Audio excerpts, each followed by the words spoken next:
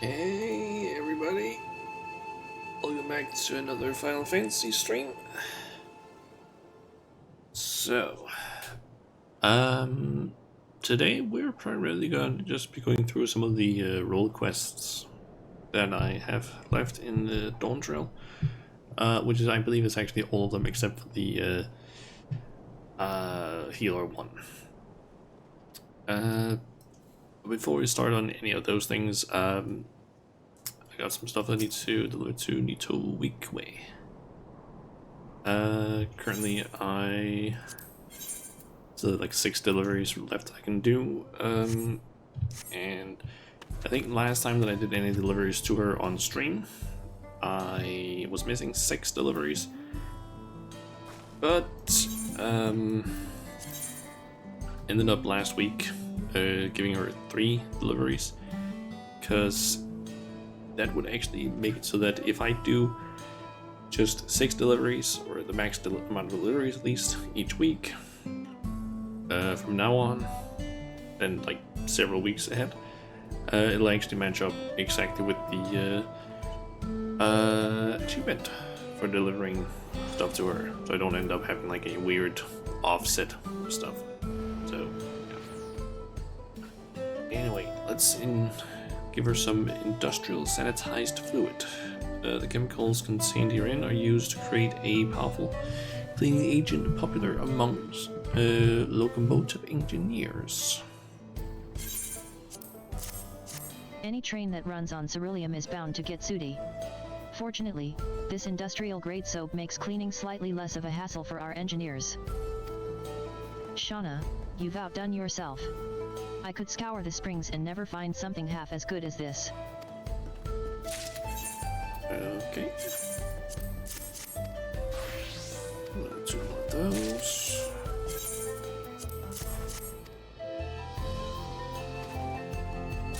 Wait right here, I gotta show the boys.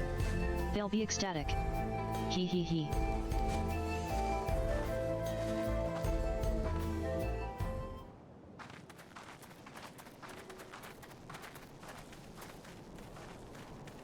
Guess what, Shauna?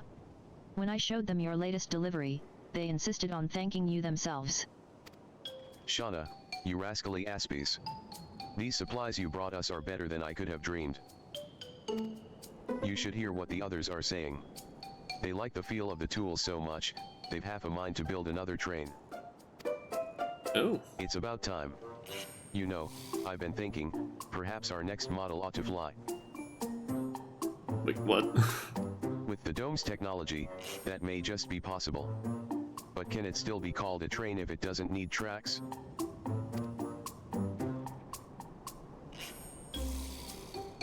Then again, when it comes to trains, perhaps no dream is too big.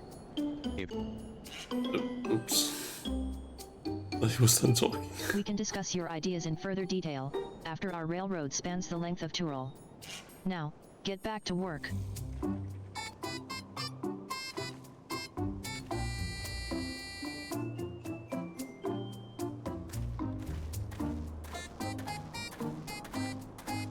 It's great to see the boys so passionate about their work. Thanks again, Shauna. If you've a little more time to spare, I have an update about our progress.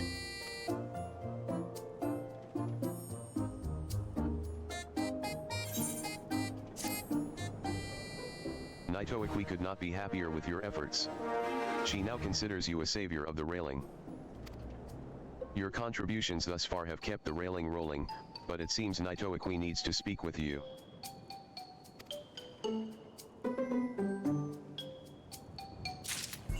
A new quest continuing the story of the Zactural railing is now available. Upon its completion, Yeah, the delivery list will be updated. The weight of a train. So say about the good news. I can't thank you enough, Shauna. Your contributions have kept both our operations and the train running smoother than a Ronique's backside. Everyone's settled into a rhythm, passengers and staff alike. And because of that, Wallaka has made progress on the railroad repair project. Remember the business proposal he was drafting? As a matter of fact, Val Wuklamat helped in the negotiations, and recruited some Alexandrian engineers to come and help. They should be arriving any minute. And for some reason, sometimes I don't end up looking exactly at the text that's being said, so I end up skipping, because then there's like a short gap, or sometimes my fingers just twitch. So maybe I should just make sure that I don't keep my fingers on the progress button. Seeing as you know these folks, I reckon you ought to attend. Head to Shaloani Station, and I'll be there once I've rounded up the others. Okay. Up to the station.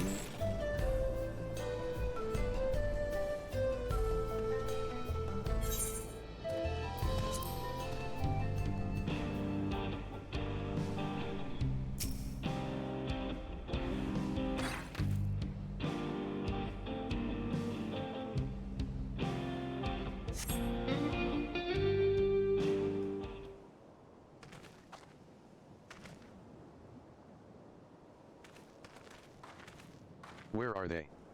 I asked Val Wuklamat to have them wait here after deboarding.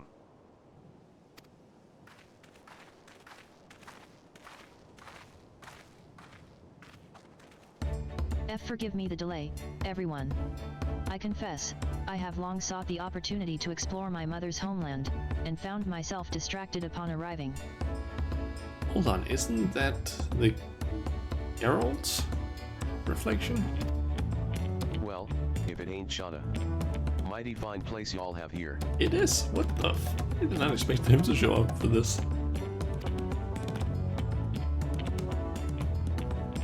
It is her. What in the world are you doing here? It's great to meet the face behind the letters. I'm Wallaka, station master of Zactural Railing. We enlisted Shauna to assist with our operations. Wuklamat's a good friend, and when she made mention of your plan to reconnect the rails, we were glad to volunteer. And this is our mediator from the outskirts, the closest settlement to Yasulani Station.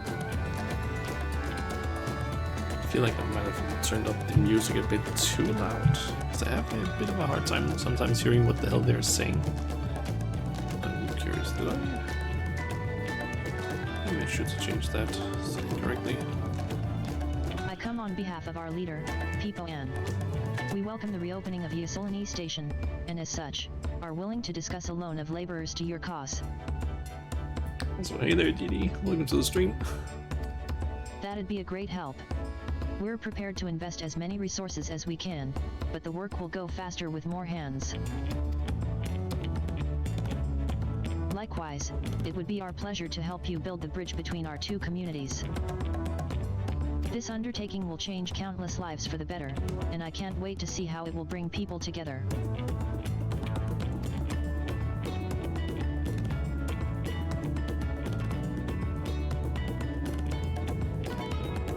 To have you all on board.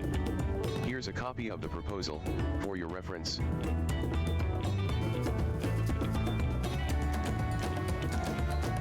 But first, you folks deserve some time to experience the lands outside the dome. Your next destination is the palace, I take it? Go and enjoy Tulialal. I've never known a more vibrant city.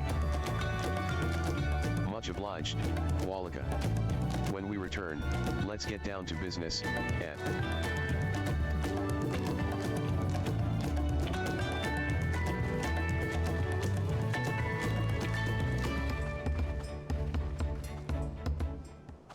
All right, you all go on and head back to work without me, will you?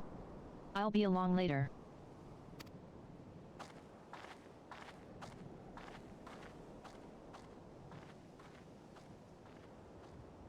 What's with her? What's gotten into her now? Look, I need to get this paperwork back to the office. Can you check on her for me?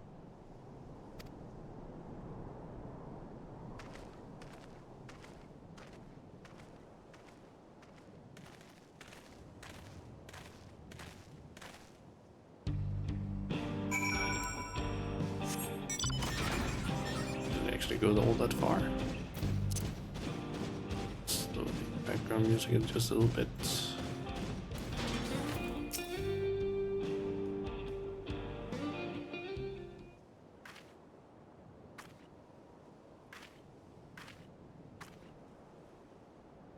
It's just a lot to care about, you know.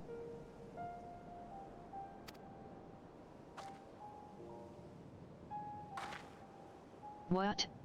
Didn't think me the type to wax sentimental? Well, you've caught me. I'm not like you or the Dawn servants. I can't twist myself into knots over the plight of a stranger. I'm just a train driver. I already had my hands full with Wallaka, our staff, and our riders. Then I met you, and everything changed.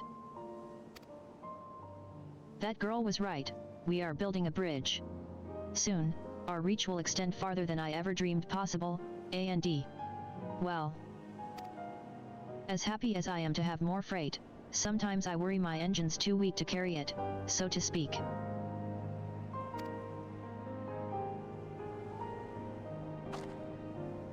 But Wallach has poured his soul into this railroad, and so have I. Of all the many people it brings into our lives, not one of them is a stranger to me. You think I agreed to drive the Dawn Blazer on a lark? It was because you got us the timber for new railroad ties. You earned my trust with that, Shauna. And your presence here today proves that it's paid off. The Dawn Blazer saved a great many lives that day. Thanks for trusting in me. Weird. Let's go with that one. I was prepared for the worst, you know. Glad it didn't come to that. Supposing fate decided that was my last drive, I would have spent my final moments furious at myself for missing what came next. I wouldn't have regretted it, though. Not if it kept all my loved ones safe from harm.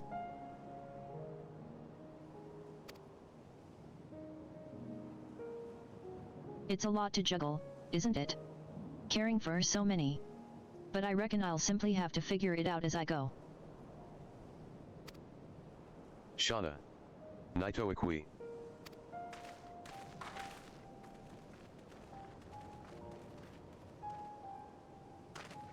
We were, just wondering what was taking the two of you so long. Something I should know about?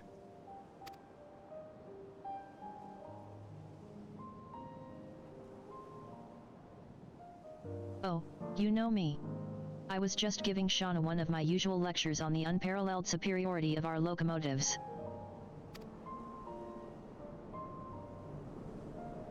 Damn right. Have you told her all the improvements we've made with the prototype? Enough chit-chat. There's still much to be done if we're to make this cross-country rail into a reality.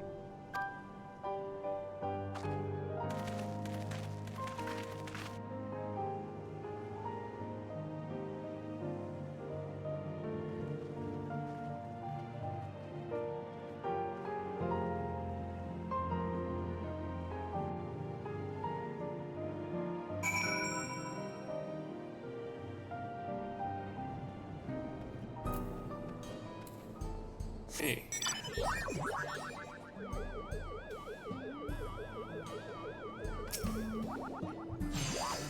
Listen, Shauna, that conversation was intended for your ears only, all right? Don't go blabbing to anyone. Now then.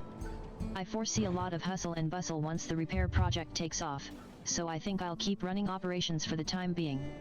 I'd appreciate your continued support whenever you have time to provide it. You'll be duly compensated, of course. We may need to stock up on a few things, so I hope you're not opposed to repeat commissions. Oh, and before I forget, I'll be learning to work the ticket booth next, so... Look, you know a thing or two about being in the public eye, right? I've no interest in fashion, but if I'll be speaking with customers, I figure I should try to look more presentable. So if you have any ideas for a work uniform, bring 'em by. Okay, so we can basically give her glamour. Nice. Future requests will be selected at random from all those you may review the items. Note that railroad repair kits, trackbed repair materials, and cenote oysters will earn you particularly handsome rewards whenever they make an appearance. Furthermore, Naito... Okay, all of that stuff. Wait, hold on. I don't think there's another quest. Ah, that must be the one that gives the armor set. Let's just share with you. Ah, Shauna, glad you're here. Zopia told me he needs to speak with you. As for why he didn't simply track you down himself, your guess is as good as mine. At any rate, you'll find him over at Chiloani Station. Safe travels. Okay. Ah, it's a quick one. I believe this is gonna be the quest that gives me the armor set. I think the glamour that we can get from doing all of these. Shauna. Perfect timing. You see, I have a problem. It's the Dawnblazer. I know she detonated in the line of duty, but try as I might, I can't get that armored angel out of my mind. After she came up in conversation the other day, it relit a fire in me. One thing led to another, and I found myself stitching together a little something inspired by her design. I know how crazy this must sound, Shauna, but I'd really love for you to have this ensemble. And if it's not to your liking, maybe you could find a roundabout way of asking Naitoaki what she thinks of it. Just think about it, alright? Together, we can keep her memory alive. Through us, the Dawnblazer will ride on. The Dawnblazer attire. I can hear that someone in one of the other apartments are apparently drilling right now. Great.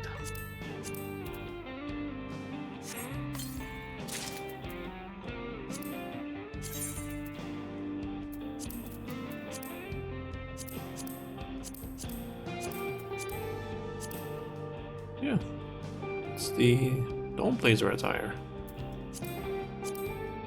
Nice.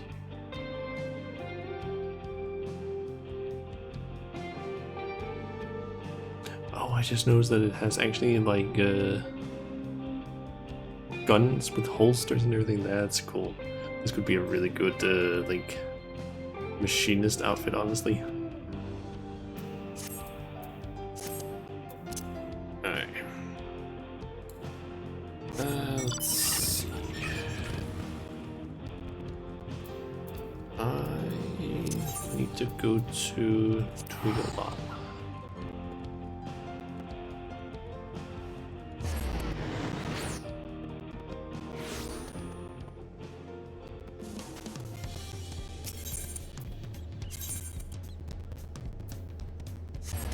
Stop here.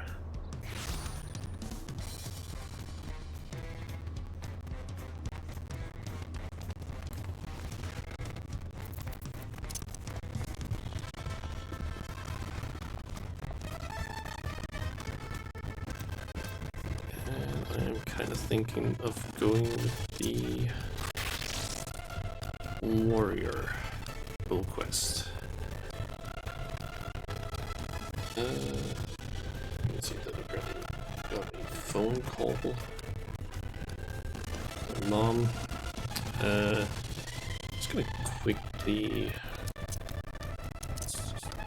put on there's no background audio, but I'm just gonna quickly see myself as be right back.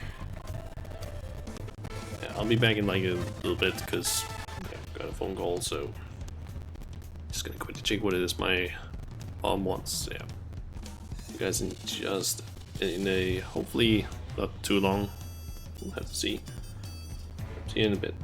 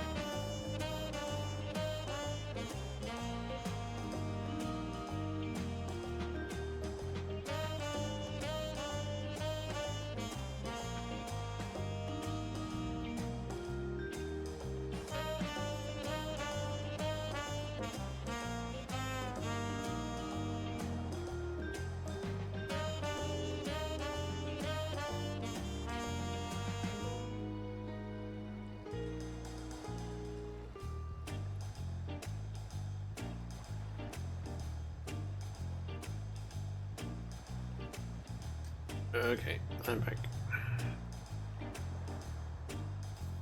Yeah, my mom just wants to ask a few things regarding my birthday, because that is in like 3 or so weeks. I forget actually how long is it until my birthday.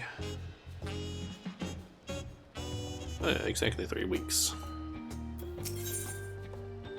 But yeah, she just wants to talk a little bit about that, because we talked a little bit yesterday about just planning some stuff, but yeah, it was just a little bit more she wanted to ask about. Yeah. The narwhal beckons. The young woman gazes into the horizon with a troubled expression.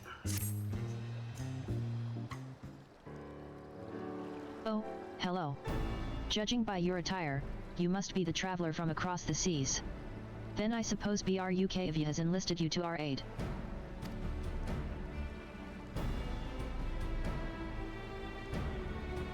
That you were guided here safely must be the work of the brave narwhal, who remains watchful even in this dire time. We are ever grateful for its vigilance. My name is Loznakwi, and I hail from the northern reaches of Zaktural, where even our breath freezes when caught in the chilling winds. Our people revere Tural Vidral of the narwhal, whose essence rests in the cradle of the sleepless, our most sacred treasure. Through fathomless depths it swam without rest, protecting its home from any who would do it harm. Legends tell that the narwhal could place the burden of its fatigue upon another, and thus was able to maintain its vigil night and day. So too can any who possess the cradle lull a person, willing or no, into a deep slumber, all while avoiding the need for sleep themselves. Oh. Needless to say, such power could cause untold harm in the wrong hands. Thus was the greatest warrior of our village, Tintoawa, tasked with crossing the ocean and returning that which is most sacred to us. I'd have joined him, but I feared I would only be a burden. So I remained here, that I might find someone to send to his aid. Tintoawa has ever rushed bravely and blindly into the thick of things, leaving me behind to watch and worry. But if there's anything I can do to help him, even a little, then I must. BRUKV has done well to send you to me. I can tell you are just the woman to temper his more reckless tendencies and keep him safe during his quest. As luck would have it, a letter from Tintoawa arrived shortly before you did. It seems he discovered that the thief made their way to a place called Ishgard. While I don't doubt his prowess, even Tintoawa would be rendered helpless before the narwhal's lullaby. Please, could you follow him to Ishgard and find him before he does anything rash? Ishgard is like a second home to me. I want that your treasure in misuse. Yeah, I wouldn't say that Ishgard is a second home to me. Thank you, Shauna. I knew the narwhal would guide a brave protector to our side. Tintoawa sails to an unfamiliar place, but despite his hasty nature, he'd doubtless spend time gathering information about his new surroundings before planning his next step. If Ishgard has a place like this one, where people gather to drink and talk, he might go there first. Ask for a swordsman with blue hair and attire like mine, and I'm sure it won't be long until you find him.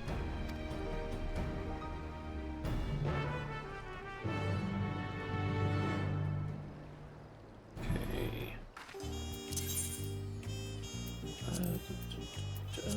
Lots of foundation.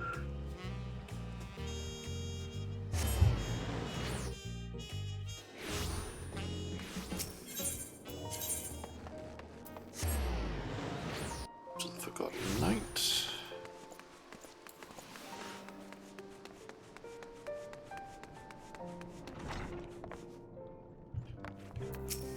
If it isn't Shauna. A lad from the western continent? Well, I can't be going around gossiping about the comings and goings of my customers, now can I? That's a quick way to an empty tavern. But I suppose, since you're you, I can make an exception just this once. A lad much like the one you described walked through my door not long ago. Was asking anyone whose ear he could bend about some stolen narwhal or some such he was after. Usually you buy someone a drink before interrogating them, but not him. Nobody knew what he was going on about, but he was determined. Asked where else in Ishgard people might gather to flap their lips. So, I told him to head to the Jeweled Crozier. If you leave now, I reckon he'll still be there. You'll know him when you see him, trust me. Okay.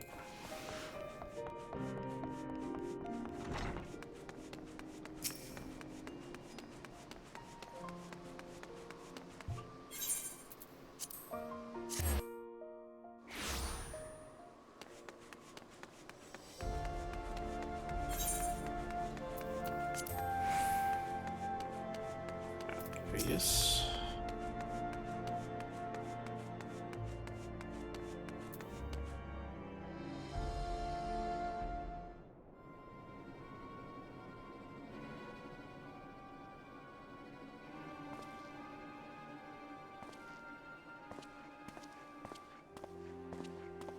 Bunch of useless. By the narwhal's horn, you'd think manners keep people warm for how desperately these people cling to them. And here I'm trying to rid their city of a thief.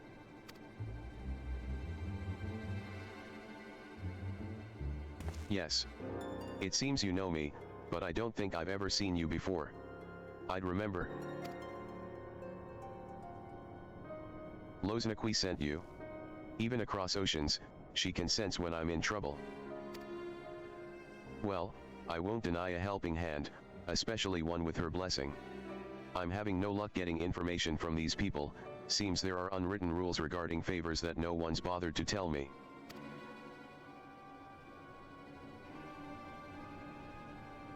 I know the thief traveled here, but that's where the trail runs cold. I thought it'd only be a matter of time until they used the cradle to commit some misdeed or another, but it seems nothing is amiss within or without Ishgard's walls. I have only a description to go on, although it's availed me nothing so far. A woman of a race known in this land as Elysian, she has striking red hair and eyes the color of rust. A scar dominates her forehead, and a mole rests upon her lips. She came to my village posing as a scholar with an interest in the cradle. Although she gave us a name, I know now it was a lie, just like everything else that spewed from her mouth. The bounty of meat, vegetables, and fruits she offered was worth its weight in gold to us. After the cold snap we suffered last year, we couldn't afford to turn her away. But looking back, I realize how brazen her deception was. Although she wore the robes of a scholar, she moved with the poise of a predator. I marked her as a fearsome warrior the moment I laid eyes upon her. Of course, she wouldn't have been able to travel so far north on her own if she was unseasoned, so I thought nothing of it at the time. It was my first misstep of many. That's all I know. It's not much, but if you see even the smallest scrap of a clue in there, it'd be a damn sight better than what I currently have. Few scholars studied in Ishgard without passing through the Strologium. If it deals even in Awesome Guild, she would seek penance at St. Bernard's Cathedral. A skilled warrior or a skilled sword would be known amongst the knights of the congregation. Yeah, she is a warrior, but not any of the other two, it seems. Knights, was it? I suppose that's what you call these deadly-looking fellows clad in steel. Yes, you may be onto something there. But where would we find one willing to speak?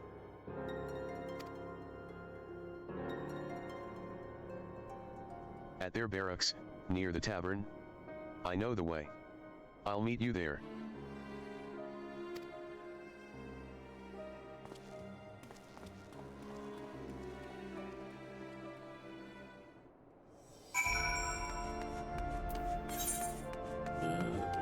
Back down to the Forgotten Knight.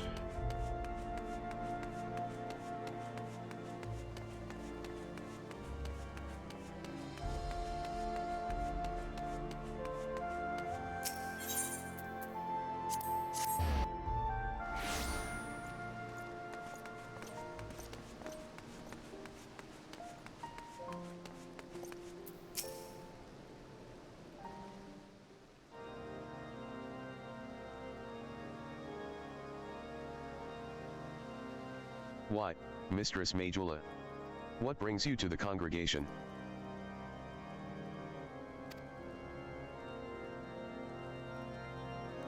This passage of the Unbound is not a name I have heard before, but if one of their number has brought an artifact of great power to Ishgard, we would be ill-advised to suffer their presence. We shall act on this information at once. If there is aught that would threaten the peace, then it is our duty to root it out. Consider the knights of the congregation at your disposal. Thank you for hearing us out, truly. Now, does anything about the description we shared ring a bell? An Elysian woman with red hair and eyes the color of rust. Wait. You said she bore a scar on her forehead, yes. And a mole? No, it could not be. You know who she is? Well, such information is usually privy only to those within our order. Pray understand my hesitation. What? Weren't you listening to anything we told you? She's too dangerous to be left alone. This isn't the time for secrecy. I know I'm a stranger in your city, but I can't stand by while innocent lives might be at risk. You can't trust Tentoa? Then trust me, he's right. The danger justifies bending the rules a little.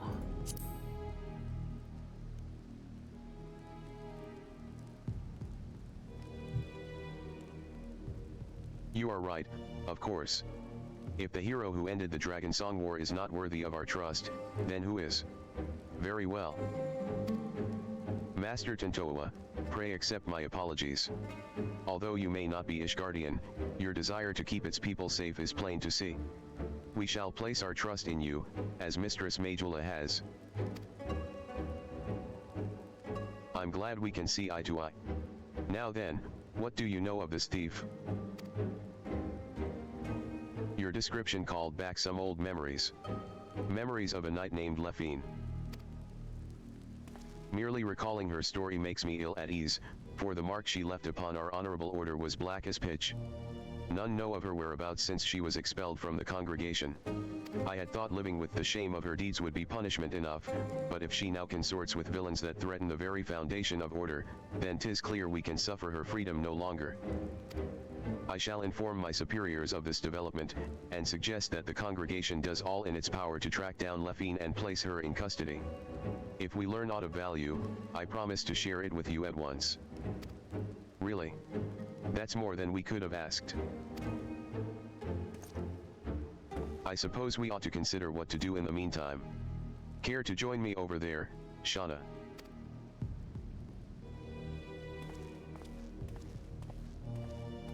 The meeting place gonna be the not the fountain, but next to the fountain. I guess this is just gonna be where we go back every single time, which is honestly fine. So, we have a name. Lefine, a former knight of Ishgard. That means she knows how to hide herself in the city well. Grasping about at straws won't get us anywhere. My own unfamiliarity does little to help our chances. We may have no choice but to wait until the knights discover a lead. Nevertheless, I intend to spend every waking moment learning more about the city and its workings. As for you, I only ask that you be ready to move at a moment's notice. Until then, be well. Okay, stables in Ishgard. There you are, Shauna. I've been walking Ishgard streets whenever I've been able, and I've taken to searching for any sleeping people.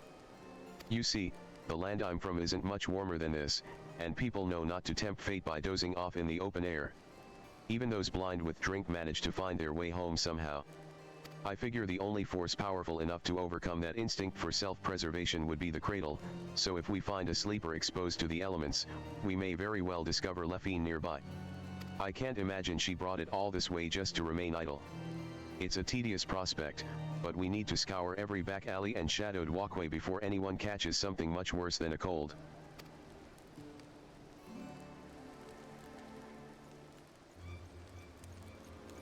Mistress Majula, Master Tentoa, I bring good tidings. The Temple Knights wasted no time in distributing handbills across Ishgard containing Lefine's description. These efforts have already borne fruit. We but recently received a report of someone matching her features being sighted.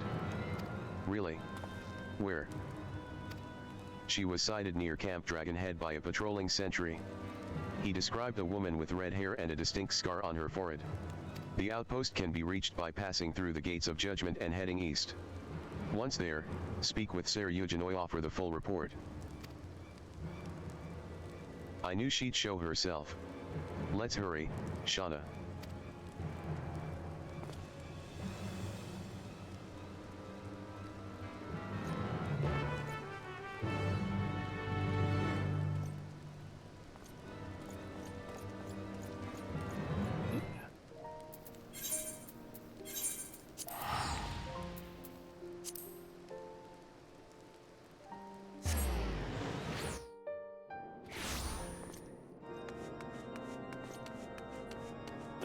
There they are. I was informed you were on your way. This is concerning the report by one of our sentries, yes. He cited a woman matching the description in the handbill sent by the congregation. She was heading south along the footpath, but that is all we know. Yes. This is Eugenoi. What? Hold fast, I shall send aid at once. What happened? A shipment of supplies was waylaid by monstrous beasts. A contingent of temple knights should have been protecting it, but something is amiss. They need our help. We would be in your debt. The shipment was attacked on the road west of the observatorium. I shall muster more knights, please, go find my men before any lives are lost. Okay. And yeah, it's all the way down there. Great. I kinda hate some of these zones where it's like, oh yeah, there's only one Aether right. And it's like in one corner of the entire map. Like anytime you go to Central Highlands, it's like, oh yeah, I need to go down. I need to do something down here. I need to either go from here, fly down, or go from North Shroud or Mordona and then fly up, basically.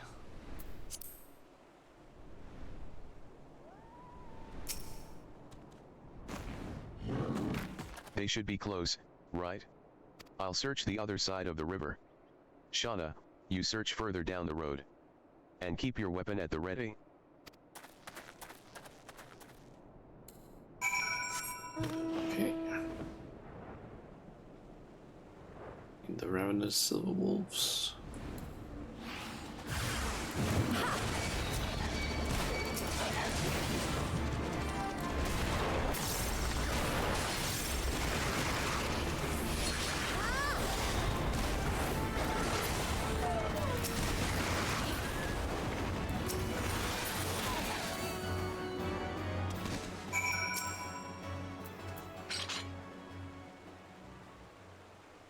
The chocobo seems to be asleep.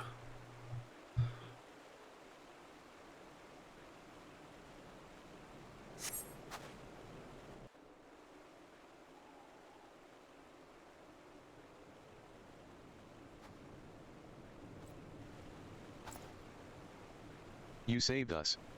We were almost.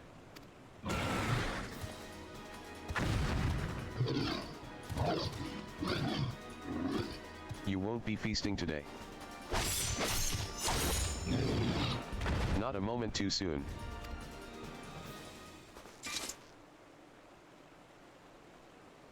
The white eye watches eternal, and eternal is the sleep it bestows.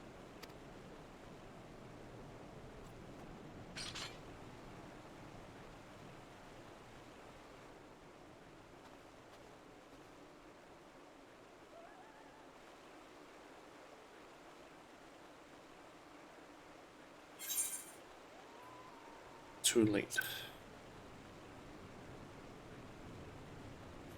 They're just asleep. No, they're not. Just look. They're asleep, is all.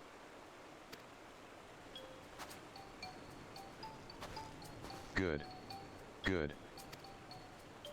Our trusty Chocobo suddenly became unsure on their feet, and the wagon toppled onto the side of the road. There was nothing for it but to fix the damage on the spot. The temple knights went to secure the area, but before I knew it each and every one of them had fallen asleep where they were standing. Then the beasts attacked. It was just me before those snarling fangs.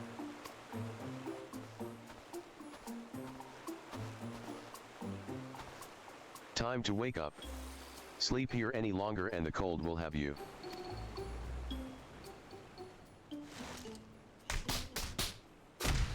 On. What happened? Slapped awake.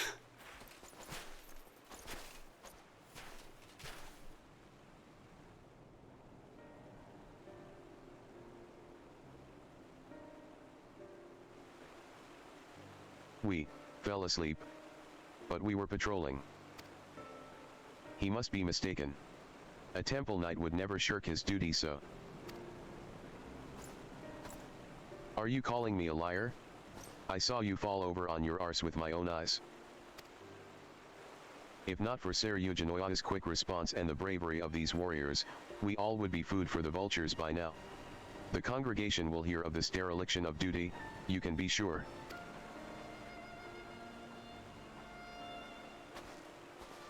Now, hold on just a moment. They aren't the ones to blame. A sacred relic of my people was stolen, and... now isn't the time. Sorry, forget I said anything. Whatever dizziness overtook the Chocobo seems to have passed, so I'll resume my journey once the carriage is repaired. Assuming my guards are quite refreshed, I believe we can make it on our own. Please, return to Camp Dragonhead and warm yourselves.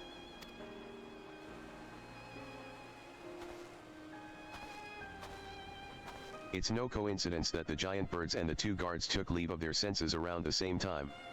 This is the work of the cradle. But even if Lefine was here, she is no longer. Let's return to the city and consider our next steps.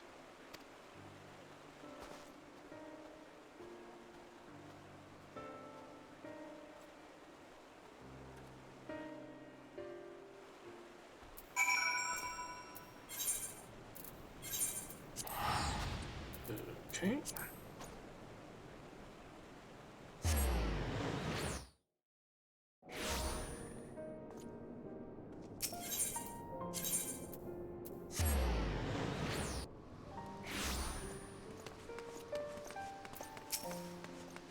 Gotta be honest, I wouldn't be surprised if one of the temple guards are actually the person that we're looking for. They're just like in disguise. We have received the report of the incident near Camp Dragonhead. Two of our own, sleeping on duty, by the Fury. Had you reached them even a moment later, this day would have been much darker. Although it pains me to say it, those two shall be punished as befits the magnitude of their negligence. If I may. I don't believe the blame rests entirely on their shoulders. The cradle of the sleepless was used against them, I'm certain. Yes. You said it possessed the power to lull others into a deep sleep. I admit that would explain these exceptional circumstances. Regardless, they were still bested by their enemy, and their charge was almost killed as a result. Punishment is the only recourse. I see. A harsh stance, maybe, but I can respect that you don't treat your duty lightly. Well, if you learn anything else of Lefine's plots, please let us know at once. Even though we didn't find her, I'm glad we were able to save those soldiers. Thank you for coming to us. Nay, 'tis the temple knights who owe you thanks. We shall continue our search, and rest assured you shall be the first to know of any developments. Shauna, there's more I would tell you about the cradle, things I should have told you sooner. Join me over there and I'll do my best to fix that mistake.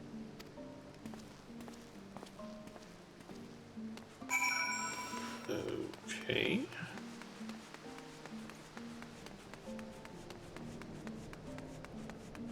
I actually saw these two earlier. No, wait, these are other people. Thought I saw those two people earlier over at Toiqui. Now you've seen with your own eyes what I've only been able to describe. The narwhal's lullaby can put even hardened warriors into a restful slumber. They may as well be defenseless as a newborn babe. But even with such power, My people have never used it to attack our enemies. Its sole purpose has always been to keep a single person awake. An eternal guardian, who would never sleep, never rest. The White Eye. Me. For 10 years I've been awake, training day and night to gain the strength I have now. The strength to shield my people. Oh. Of course, another must receive the weariness I cast aside, the Shut-Eye. You've met her, in fact, Loznakwi. As I've been awake these 10 years, she's spent the better part of her days in a deep slumber. Her brief periods of wakefulness are spent exercising and eating so her body doesn't waste away. And so we've barely spoken, despite how much I depend on her. When we were young, we'd spend our days exploring the mountain paths, but that time is long past. Telling you all this now, I realize how very little of my life has been dedicated to my own pursuits. Loznakwi and I both have devoted ourselves entirely to the protection of our village. Explains your skill. How did when you steal an artifact from such an exceptional warrior? What you miss was the queen. How did she steal it? Well, about that. No, I've no excuse. It was my fault it was stolen, and I'll bear that burden. A protector must take responsibility for his charges. But we don't have the luxury to dwell on regrets. I see now that although my people never used the cradle for ill, wicked hearts can twist anything toward evil. And that's something I can't tolerate. The very thought that this might happen again makes the bile churn in my gullet. We must bring Lefine's schemes to an end.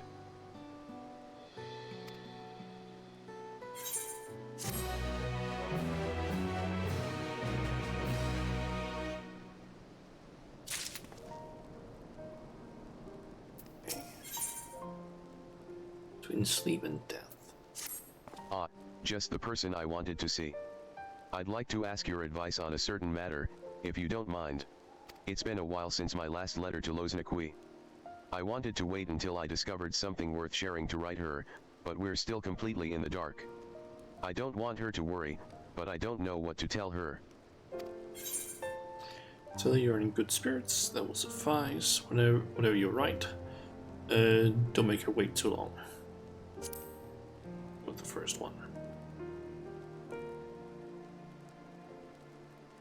You might be right. Silence might make her think that something terrible has happened. All right, I'll start right away. I may not have much time left. Oh, don't misunderstand, it's nothing so grave as that. It's just, the last time I used the cradle was just before it was stolen. Luckily, I'm still as alert as I've ever been, but it won't be long until I must dream like any other. That will give Lefine free rein while I'm helpless in bed. There is no quarry more dangerous than one who doesn't sleep. We have to see this through before that happens.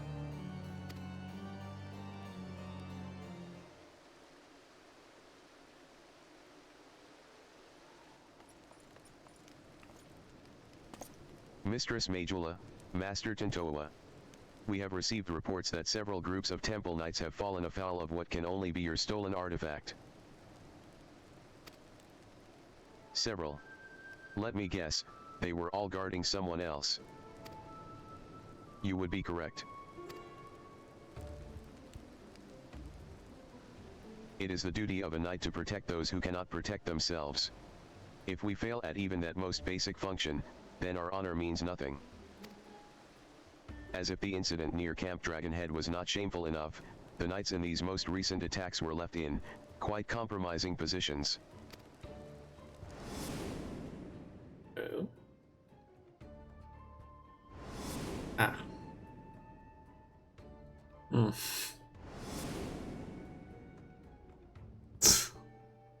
Hey. Yet the weight of embarrassment is a trifle compared to the guilt we would bear if any innocent came to harm. The Fury was merciful in that respect, but we would rather not see these incidents repeat. Still, while the Temple Knights must work to repair their reputation in the days ahead, 'tis a far cry from bringing Ishgard crumbling to its knees. Truth be told, the methods of this passage of the Unbound leave me mystified. But Lefine was cunning, if nothing else. Till we can discern her true motivations, we have little recourse but to wait until she makes a mistake. Perhaps she gets her jolly seeing people humiliated, maybe testing the limit of the artifact's power.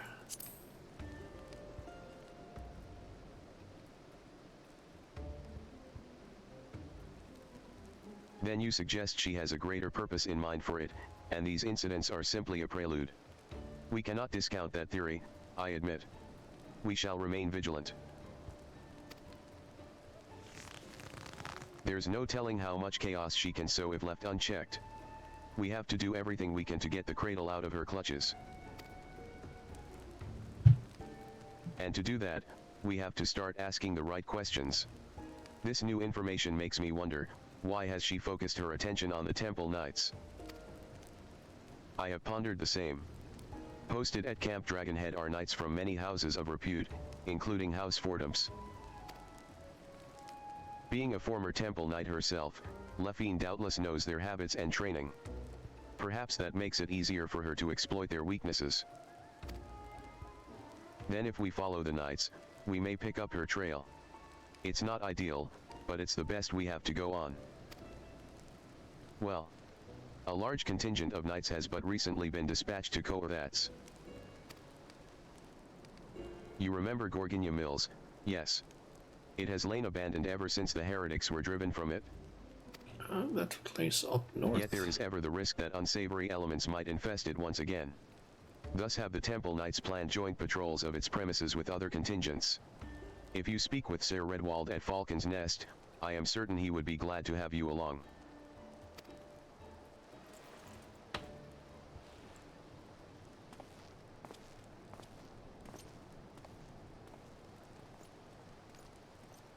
Okay. To Falcon's Nest then, I guess.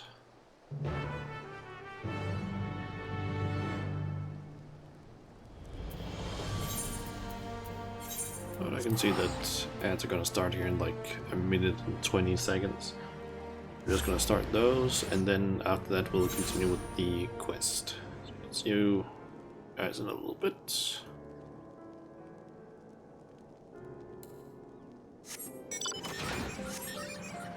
Okay, ads are going.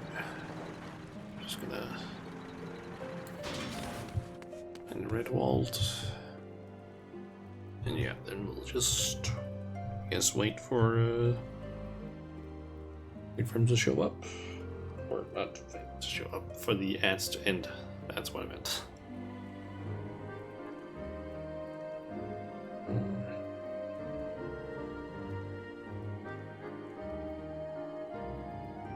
But yeah, actually curious. I haven't checked that yet, but does she now have? It's still the sanitizing fluid that I need to deliver to her, even though I got her to the max rank. Yeah, I guess I need to get some more of this. Or maybe the oysters.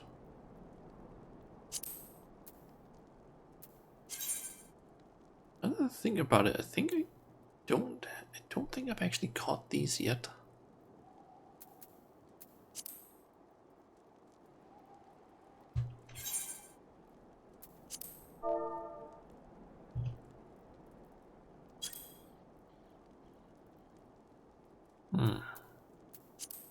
Nope, I think they might be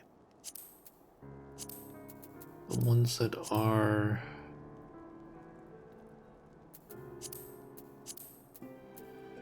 something like, I think these ones, maybe?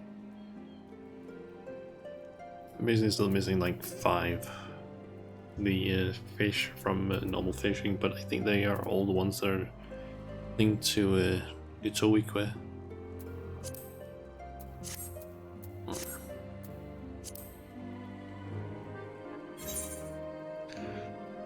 Actually, a little curious, are there any achievements that I have that are close to being done? missing 9 elite marks in, or S ranks in Northrend. I need to do that one savage 2 more times. That one more time. One more of those treasure maps. Those. 3 matches that need to win as healer. Crystalline Conflict. Missing 3 of those. 4 of those. 22 more Weaver crafts that are high quality. More fortune. Then that.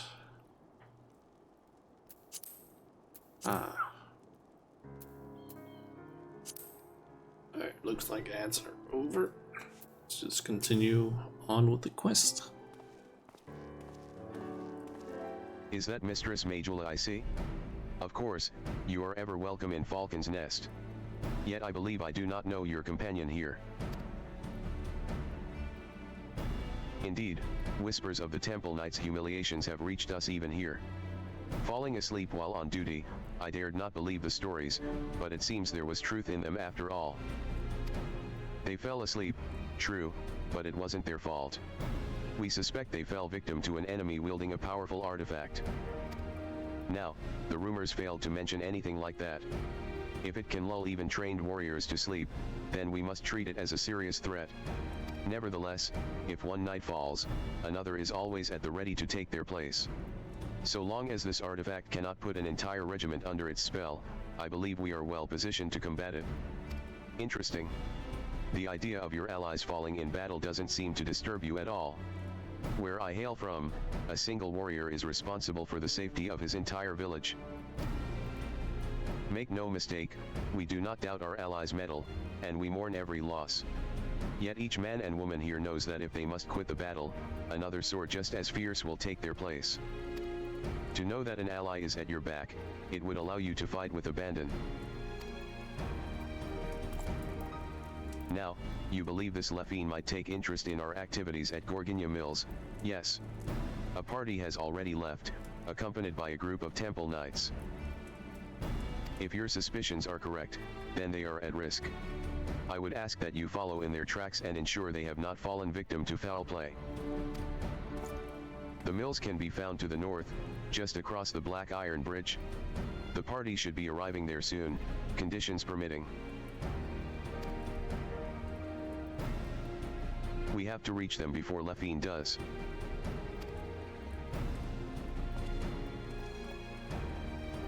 I'm guessing we're gonna get there and basically see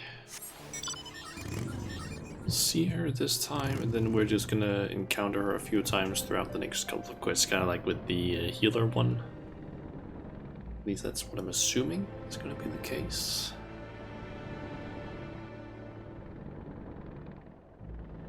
It kind of feels like they usually go with the same sort of pattern, without the same kind of beats throughout the quests, where it's like, okay, we learn a bit about the artifact in the start, then we meet the person, learn some more about them, and basically have some back and forth, and then finally we fight them in a battle where they use the artifact in some way. That's at least what I'm gonna assume is the case for these.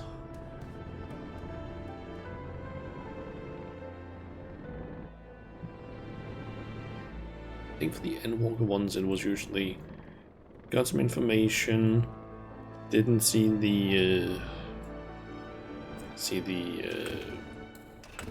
blasphemy, then we saw the blasphemy in the next quest, had a bit of like back and forth with some stuff, and then finally fought it. We're too late. They're fast asleep. But Redwald gave the impression there were more.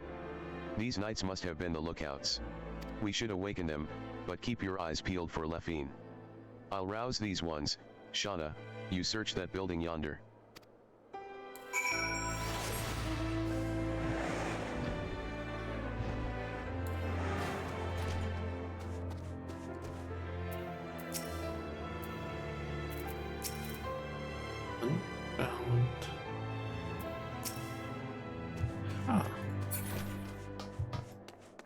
wonder if I'm gonna be... WH, who the hells are you? How'd you get past the guards?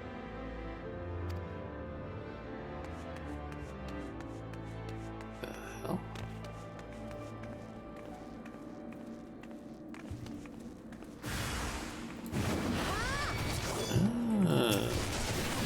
That's why there was someone called Unbound out there.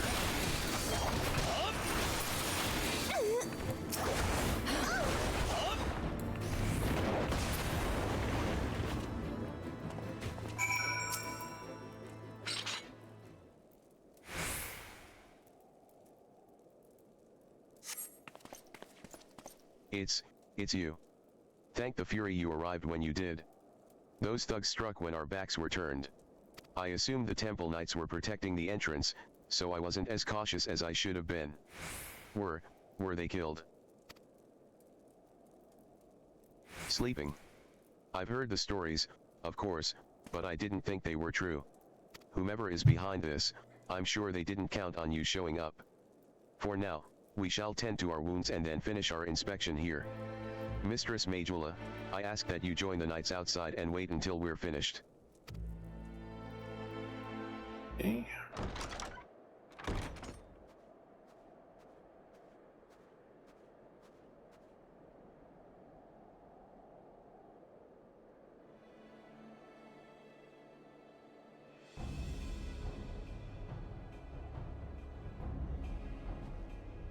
And more of those unbound people, and also the skeleton.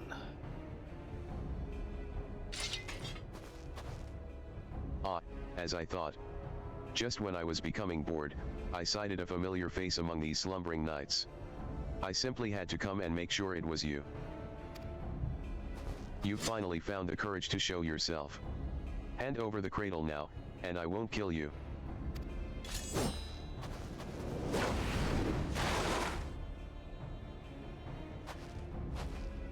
What did they call you, again?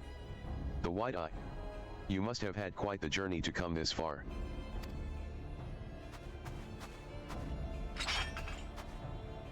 Be careful, Shauna. This is our quarry, the thief who stole the cradle of the sleepless. This is Lefine.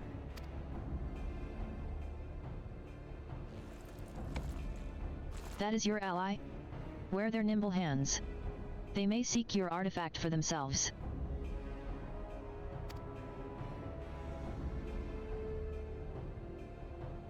It matters not, I suppose. Before you both throw your lives away, I suggest you think for a moment. Is the cause you fight for worth the sacrifice? So few of us know true freedom. If there is aught you would grasp with your own hands, do so before they wither and your eyes shut for the last time. The codes and rules that would bind men are mere illusions. Open your eyes, truly open them, and you shall see a path all your own. Only a fool would waste their life in the struggle of another. Quit spouting nonsense. Nonsense? Perhaps. I am here because of another, after all, Apiahi, who came to me at the height of my debauchery and welcomed me into her devious brotherhood. She guided me to great power, yes, and now I lead others upon the unbound path. Yet truth be told, I have little interest in seeing where it ends. To tear down the world's nations, Ishgard among them, and usher the world into... well, what does it matter? Yet I do derive great pleasure in shaming the Temple Knights. In seeing the snickers and jeers deflate their pompous stride as they walk down the streets. If this artifact can hasten their fall from grace, I believe I shall keep it.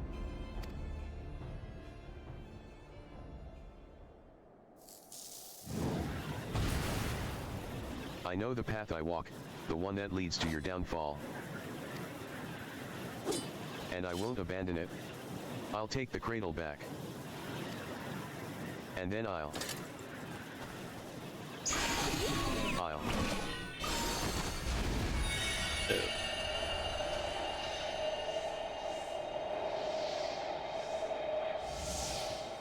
Oh, dear. You seem to have lost your train of thought. I know you cannot hear me, but if you want your artifact back, I might suggest stealing it from me while I'm asleep. but considering the burden I have just passed to you, that opportunity may not come for some time yet.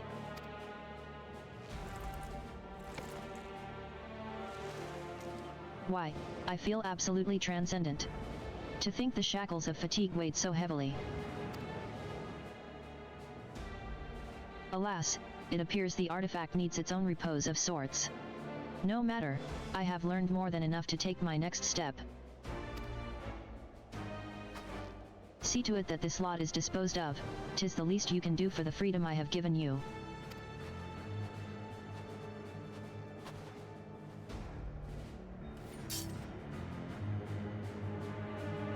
Okay.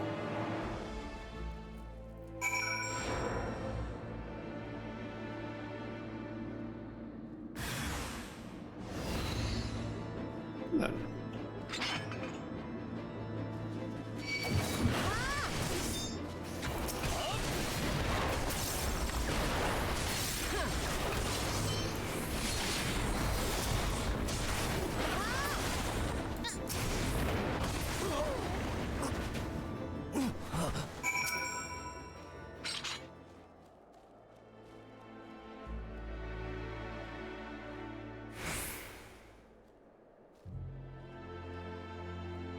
Try as you might to rouse Tintoa, he seems completely detached from the waking world.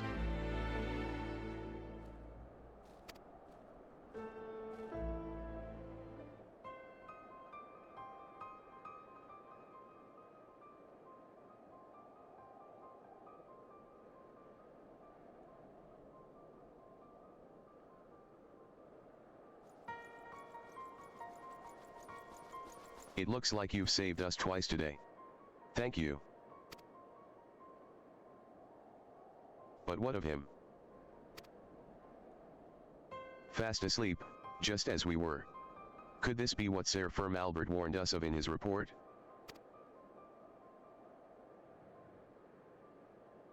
I see. Then those stories are more than just wicked rumors. I suppose there is some small comfort in the fact that our enemy tipped their hand without causing loss of life. While the drowsiness made my eyes heavy, my ears could not mistake Lefine's arrogant voice. If she would not scruple to attack former comrades in arms, then she has fallen farther than I had dared imagine. Yet we bear the blame for allowing her to get the upper hand, and in so doing put innocent lives in danger. Another black mark on our order. 'Twas only thanks to you and your companions' efforts that the snow was not stained red this day. At the very least, allow us to carry him to the congregation. Our work here is done, so we shall accompany them as far as Falcon's Nest. Shauna, pray return to Ishgard and look after your friend.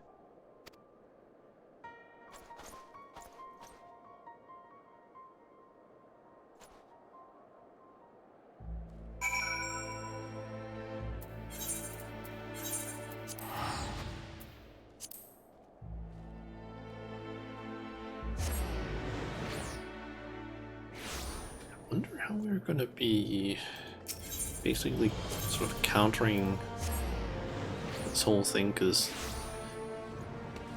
the poison one was like, okay, yeah, we can at least cure that to an extent, but this seems a bit more difficult. Glad I am to see you well, Mistress Majula.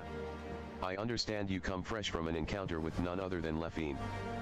Master Tintoa now rests on the second floor. We shall stand vigil by his side every moment until he opens his eyes again. We should not have long to wait, but if you wish to check on him, please do so at your leisure. There is another matter to discuss. Just before your departure to Gorgonia Mills, it seems there was another incident. A group of criminals were released from their cells, their guards found in a deep sleep. Doubtless Lefine was behind this. And doubtless the ruffians you clashed with were these self-same criminals.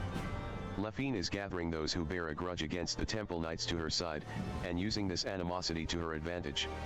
We now know for certain that Lefine is the mastermind of these attacks, and that her aim is to chip away at the very foundation of the Temple Knights, our honor. When I shared these revelations with my superiors, 'twas decided that none would speak publicly of the artifact and its powers. The passage of the Unbound seeks to overthrow the nations of the world. One obvious method to achieve this goal would be to stoke the flames of unrest among the common folk, thus sinking Ishgard into a mire of chaos and distrust. Not unlike the blasphemies of the final days. So long as these failures are placed squarely on the shoulders of the Temple Knights, we can avoid fomenting a more abiding mistrust in the nation's very core. For Ishgard's peace, I would gladly suffer any disgrace. The question remains as to whether we can apprehend Lefine before she tears our reputation to tatters. While Master Tintoa slumbers, it falls to us to search for clues that might point towards her whereabouts. Okay. Beacon in the darkness. Lefine remains as elusive as ever. If she is in league with Ishgard's more unsavory elements, she could be hidden anywhere. We have only her cryptic statements to guide us. It seems that whatever her plan is, her actions thus far have been but a prelude to its climax. We can but hope that Tintoa awakens before she emerges again.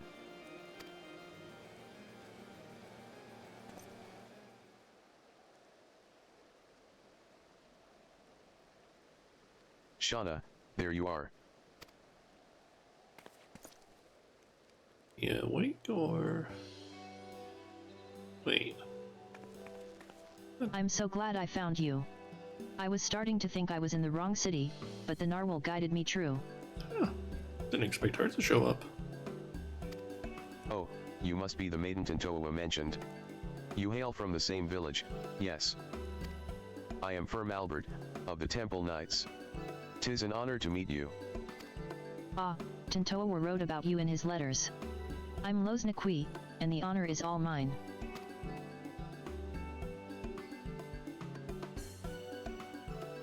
Is Tintoa with you?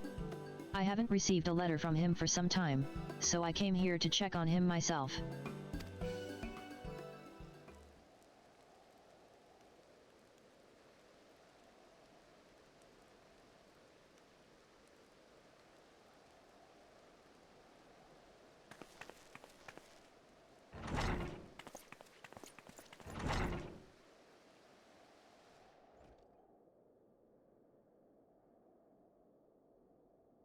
You insufferable fool. What have I always told you about rushing ahead without thinking? Now you even have the gall to be sleeping when I arrive. You promised you'd write to me. What was I supposed to do when the letters stopped coming? I was so worried.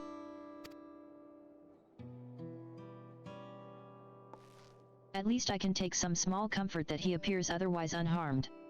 I take it you're to thank for that, Shauna.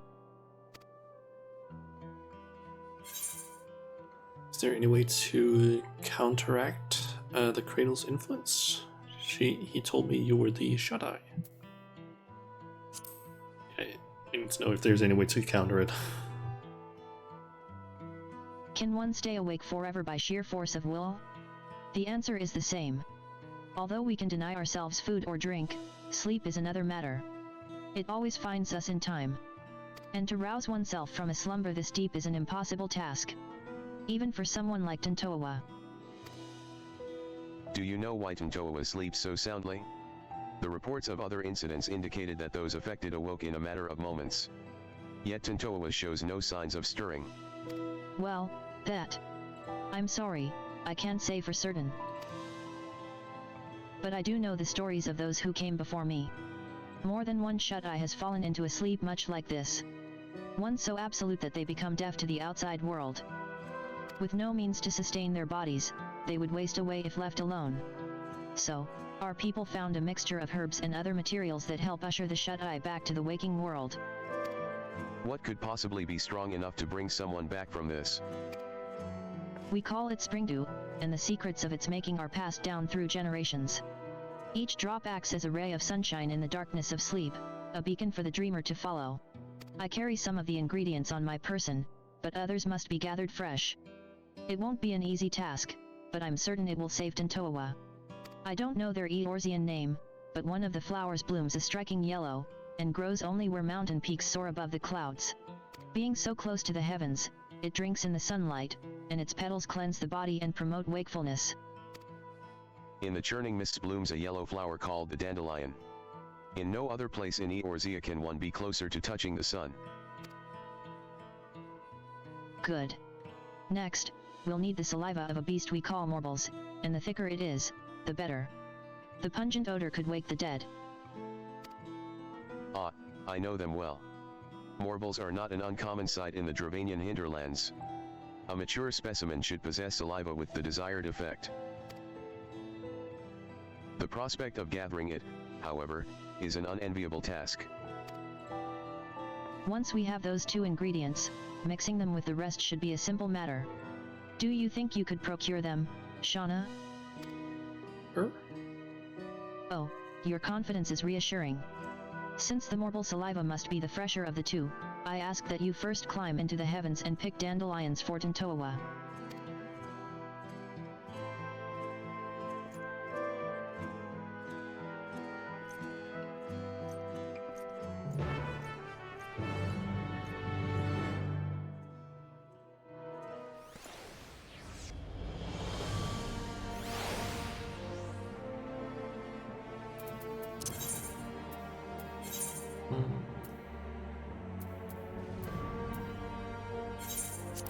By Zenith.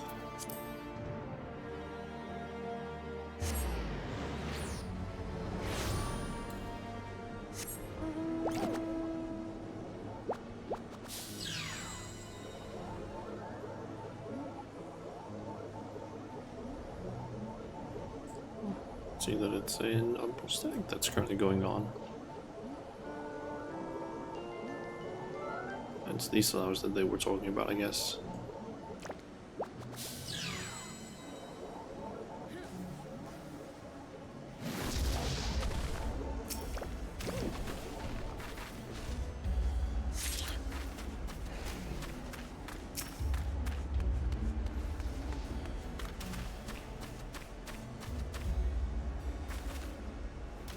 The sun-drenched dandelions shine an almost golden yellow. Now for a much more gruesome task. Venture to the Dravanian hinterlands and collect saliva from the mouth of a full-grown morble. Okay. Depends here, I guess.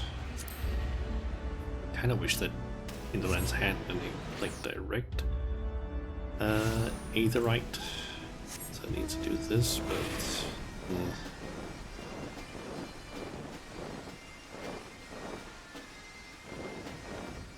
it's not a terrible thing that we have to do it like this, but it's just, it would be nice if there was a more direct way.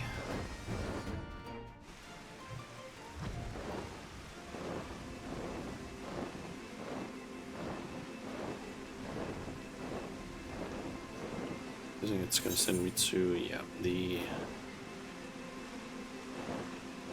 sort of water area here, in front of St. Lord Kane's Arboretum.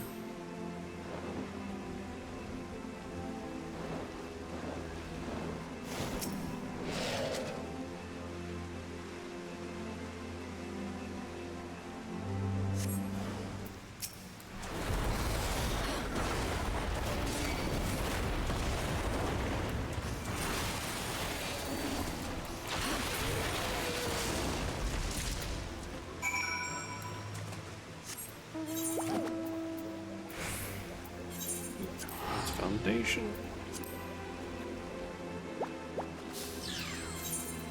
Forgot that I could.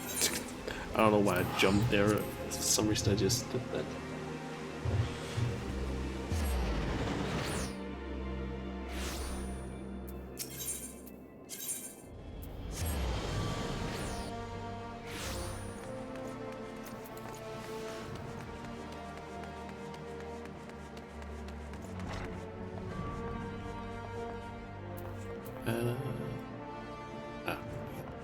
Won't go upstairs.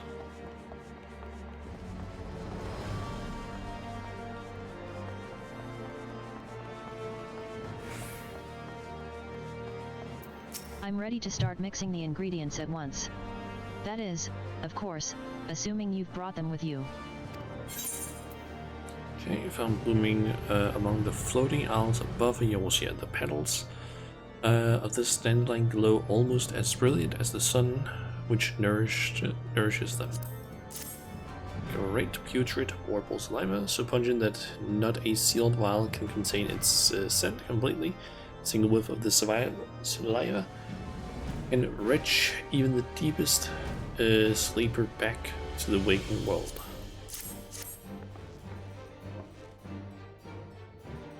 These are difficult to acquire at the best of times, so I thank you for gathering them so quickly. I shall get started immediately.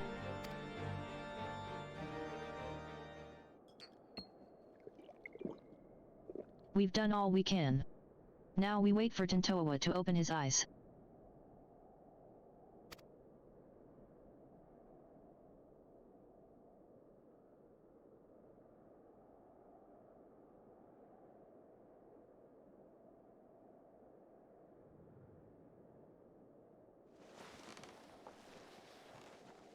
Honestly, kind of expecting her to slap Where him. am I?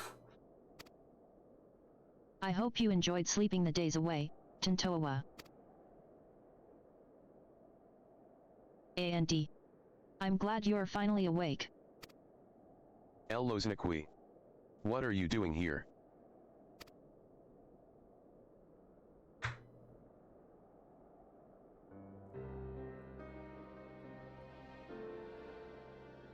I see. So Lefine wielded the cradle against me. And while I was tucked soundly in bed, Loznakwi came all this way. Curse my weakness. Just when we had her, just when I was needed the most, I failed. For 10 years I endured countless trials, and when the time came I couldn't even swing my damn weapon. It's not your fault, Tintoa. If anyone's to blame for what's happened, it's me. No. I won't hear it.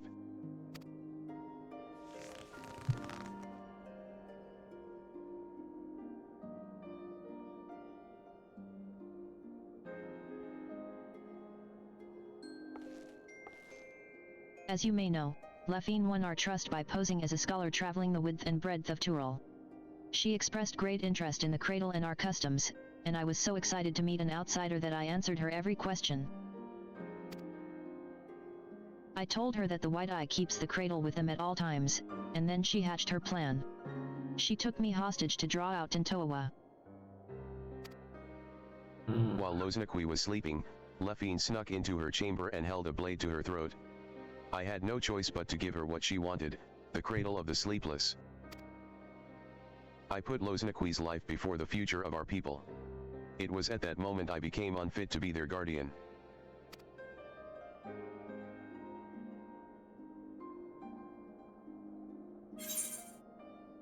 Let's get the cradle back. All be forgiven. Loa Senniqui, some of these names, is one of your people. Protecting her was your duty.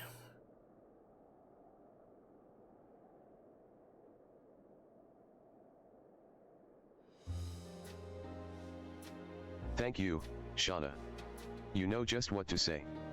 That was the only way to see a future where none of my people come to harm, especially Loznakwi. Even without the cradle, you're still our guardian, my guardian. We'll find a way through this together. Seeing you in such high spirits lifts my own. Oh, and before I forget. You trounced Lefine's thugs while I was dreaming in the snow, didn't you?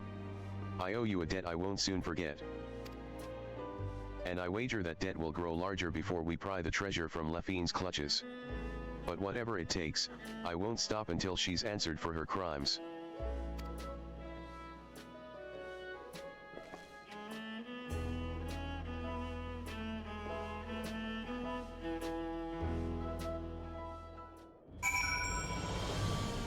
Guessing we finish up the quest. Yep.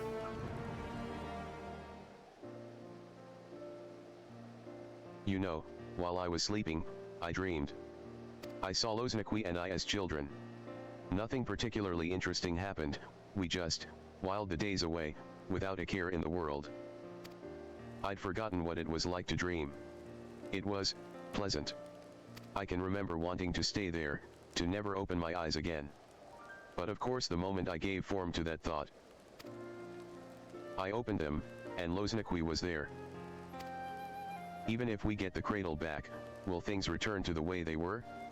Will you go back to spending your life in dreams? I suppose so. It's my duty as the shut-eye, after all. Your duty. And it was your duty, too, that compelled you to come all the way here to Ishgard.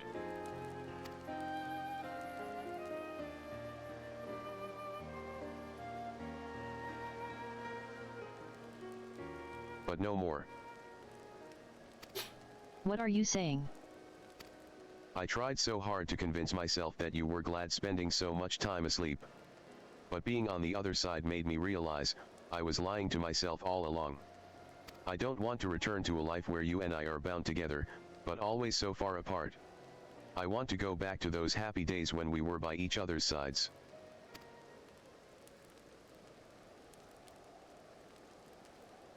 I guess what I'm saying is, if there's a different path for us, I want to find it. And I want to walk it with you.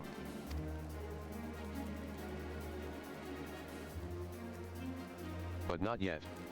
First, we reclaim the cradle, and when we have, we'll take our first steps towards that new future, I promise. I must confess, I haven't felt the same since I woke up. I know I was in that bed for a while, but instead of feeling refreshed, my body feels weaker, somehow. It's almost as if my very strength was sapped when the treasure was turned on me. I can't even grip my weapon properly. Perhaps the cradle has been sapping the ether of its target all along. Infinity did remark that she felt invigorated. Maybe she took your vitality for herself. Then does that mean, the cradle has powers we don't know about? Not exactly. It may just mean the cradle works differently than we thought. Its wielder might not pass on their fatigue, rather, they absorb another's vigor. The end effect would be the same. The cradle's wielder can go on without sleep, and its victim loses the strength to even keep their eyes open. You never took more than you needed, so my slumber was always light enough to awaken from. But if the treasure was used without restraint... If we've had this realization, it won't be long until Lefine does, too. And then it will be too late. We have to root her out? But, I mustn't rush ahead blindly, as Loznikwi never tires of telling me. I feel nearly weak as a child right now. I must spend what precious time we have training to regain what strength Lefine stole from me. You have my word I won't rest until I'm in top form again. I suggest that you do the same, if for no other reason than to give me some stiff competition.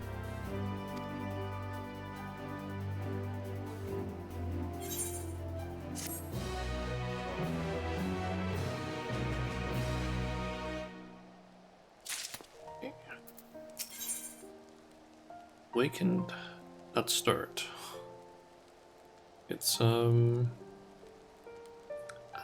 Pasa on that. Okay. Into last quest, I believe. You're looking strong, Shauna. While I'm not my old self yet, I'm feeling better by the day. Still, there's much work to be done. I need to be even better than I was before if we're to have any hope of catching Lefine. I wonder what she's plotting with the rest of her cohorts? We know they aim to topple nations around the world, but this is an odd way to go about it, don't you think? Why haven't her misdeeds in Ishgard extended any farther than the Temple Knights? We pondered that same question. Our best guess was that as a former Temple Knight herself, she chose them because she knows how to exploit their weaknesses. She's using her knowledge as her weapon, and we need to equip ourselves likewise. If we can learn more about her, we might be able to anticipate her next move. A good plan, but I admit I have no idea where to start. Should we ask Firm Albert? I already have. He said that while he never knew her personally, the knights in her old squadron might be able to shed light onto her past. Some of them even now patrol the city, and Firm Albert was a great help in telling me where they might be. You've been busy, Loznikwi. Well, I can't remember the last time I was awake this long. I didn't want to sit around until I got tired again. And we're all better for it? Since you've gathered the information, it's only fitting I should do the legwork. Just tell me where these knights are and I'll speak with them. Gladly, but Ishgard is still an unfamiliar city for both of us, right? Although Firm Albert told me where to go, the names of these places mean nothing to me. Luckily, we have Shauna to guide you. You'll go with Tantoa, won't you?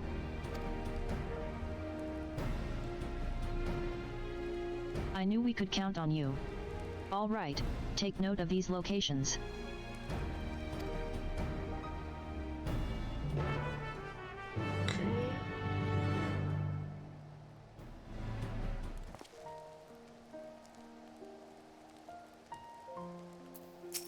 Being forced to work with someone like Lefine isn't a fate I would envy. I'm curious to hear what these knights have to say about her. Hopefully they provide insight that'll help guide us forward. Time is of the essence, Shauna, let's get moving. Tantoa is now accompanying you. If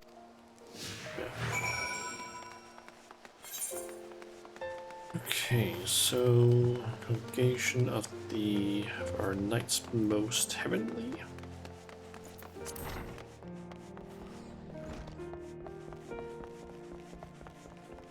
There's supposed to be someone in here. Yep.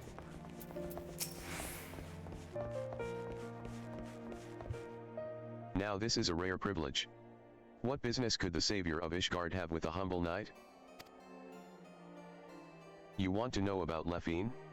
Well, many temple knights come from common stock, but she was different. Despite what she became, Lefine was born of noble blood. Oh. Even so, she often made mock of Ishgard's customs and the responsibilities that bound the conduct of noble families. Doubtless she yearned for freedom all her life, or her idea of it, anyways. Although her deeds caused her to be expelled from the temple knights and summarily stripped of her title, she may have actually desired that outcome. If she hated it so much here, all she had to do was leave. I hear she did leave, for a time, at least. Now she's in league with a group that aims to plunge the world into chaos. If a selfish heart like Lefine was sought out to aid in this plot, I shudder to imagine how wicked their leader must be.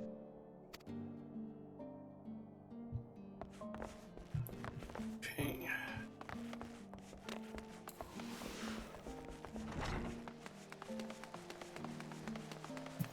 Let's see. Where else?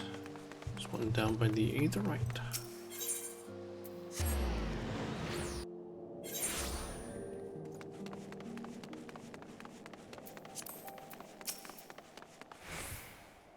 Do you require aid? I must keep watch, so forgive me if I don't engage in idle chit-chat. Lefine. For her, I can spare a moment.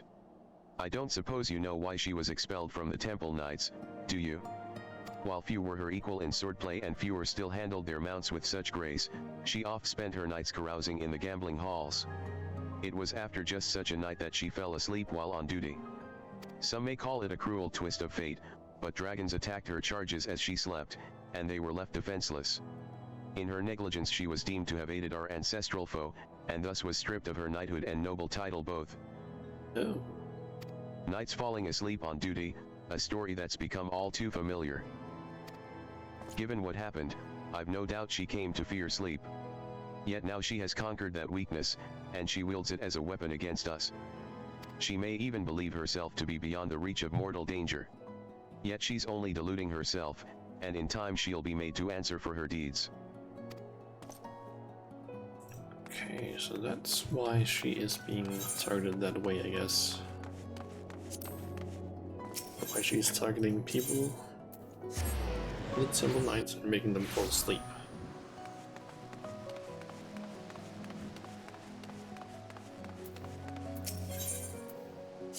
I've heard that the people of Ishgard revere a warrior god, but here is a statue of a flesh and blood knight. I've never seen such a thing. My people make no figures or depictions of our departed, fearing that such objects would keep them from finding their way to the next world. The only idol we keep is the cradle of the sleepless. And thanks to its blessings, a wide eye has always watched over us.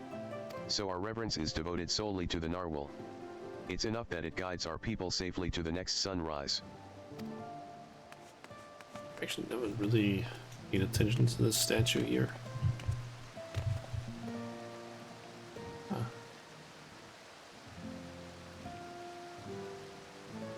Wearing some sort of like cloak. I think that's supposed to be a sword of some sort. I can also see that the statue is broken, but I noticed that there was a statue here with like doing stuff on it. I guess because it's like usually you just run around like this and don't really look up necessarily. All is quiet. Even so, I must remain vigilant. Lefine, a name spoken of in hushed whispers now, but many have forgotten her strategic genius.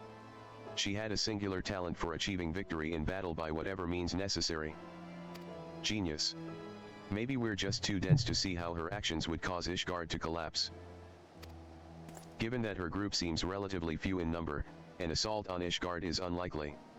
Rather, I think her aim is to chip away at the people's trust in Ishgard's foundation, and by the absence of a few vital bricks bring the whole nation tumbling down. The thought gives me worry. Even now, representatives from Ishgard are preparing to visit Okezundu in the Sea of Clouds. If anything were to go wrong, it would be a grievous blow to Ishgard's reputation.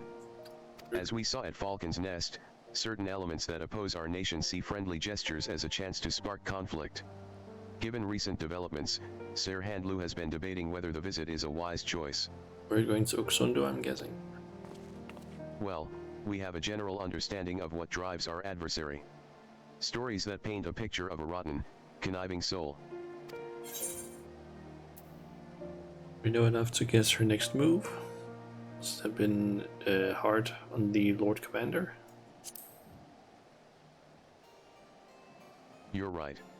Whatever her ultimate goal may be, it's clear she has an almost blinding focus on shaming the Temple Knights. And this, what did he call it? A delegation? May provide an irresistible opportunity. Finally, we have knowledge to use against our enemy. If we all work together, we might be able to trap her. We haven't much time, let's return to the congregation and tell this Handlu what we know.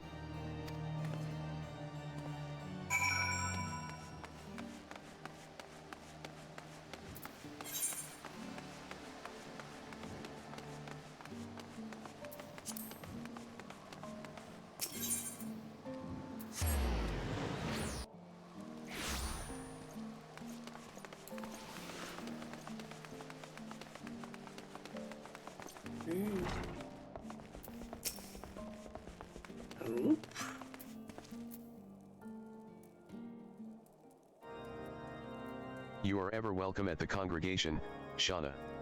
I am well apprised of Lefine's wicked deeds, and your efforts to flush her out have been much appreciated. And this must be Master Tantoa, who crossed the ocean from Turil. I hope you have recovered from your ordeal. I'm better than ever. Apologies for taking up one of your beds for so long. Please, no apologies are necessary. On the contrary, the Temple Knights yet owe you a debt for all you have done. Which brings us to the purpose of this visit. You had something to discuss with me?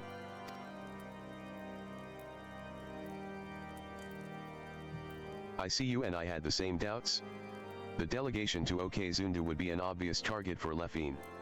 I was but recently debating the wisdom of moving forward with our plans.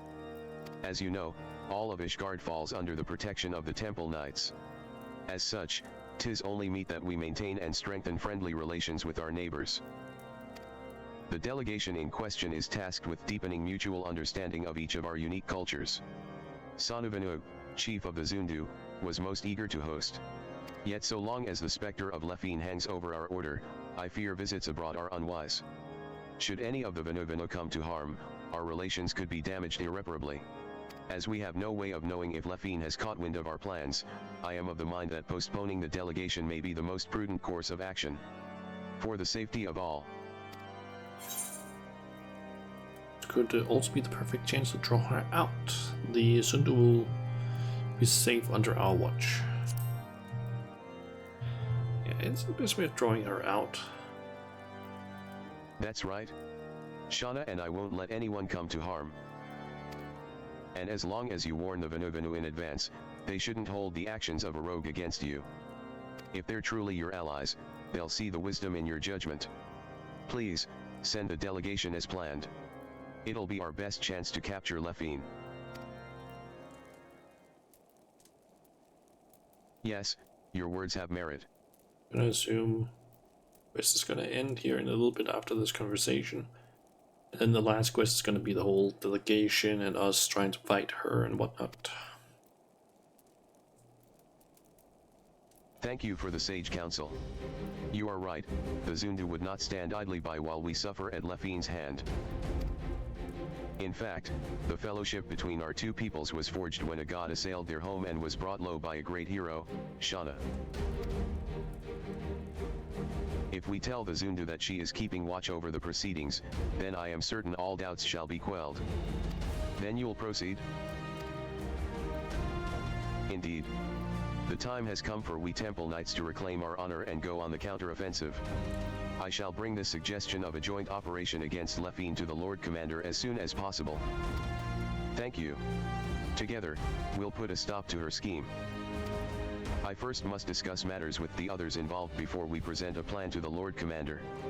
Although time is of the essence, I ask that you wait a while until our course is settled. That's gonna be the next quest. We do that whole thing.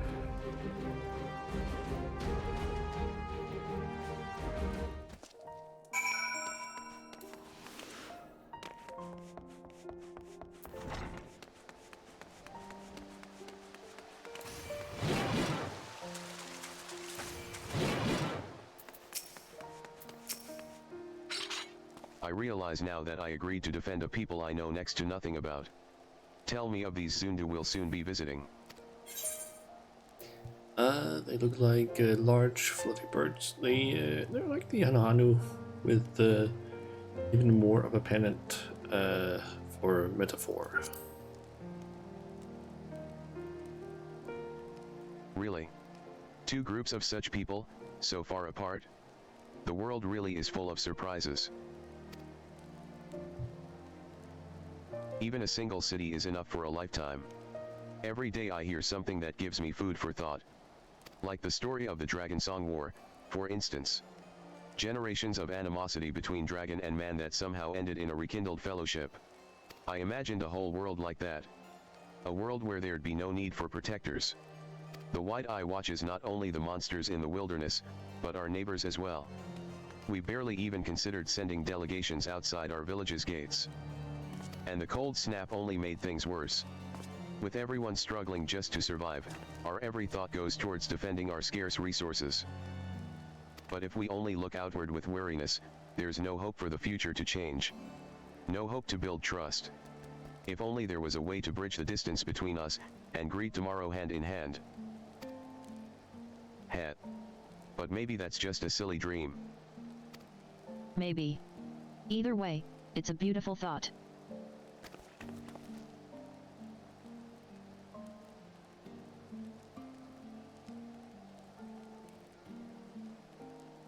I'm glad you think so. I'll hold that future in mind as I get back to training. As for you, Shauna, get some rest. If you fall asleep when I need you most, I'll wake you up with a knock to the head.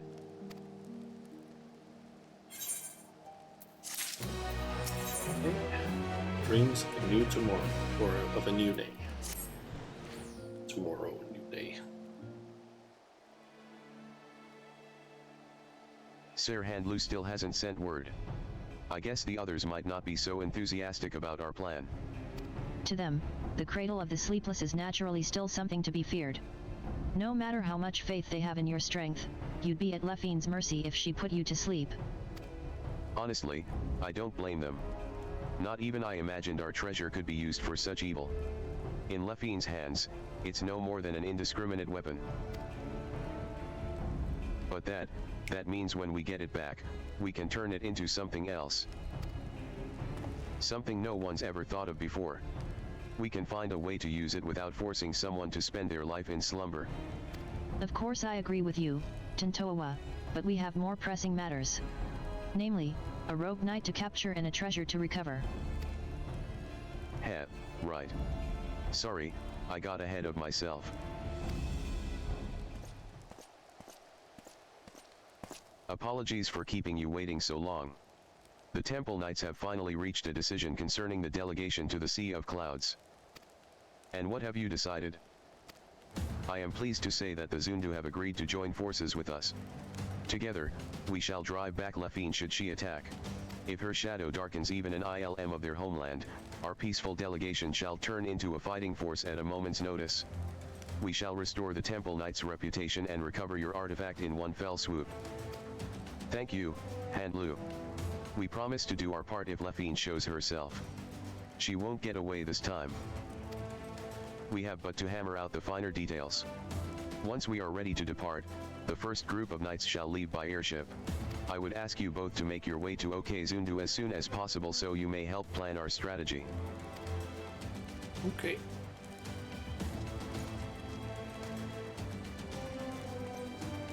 I'm coming too. I can heal your wounds and, if it comes to it, my staff can bruise as well as a club.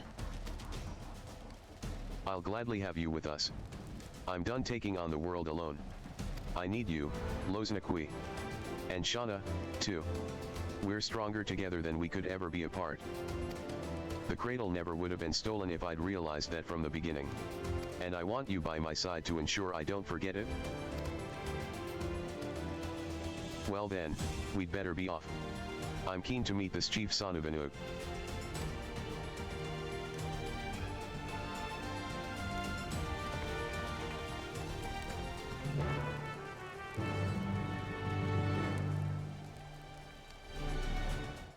Okay.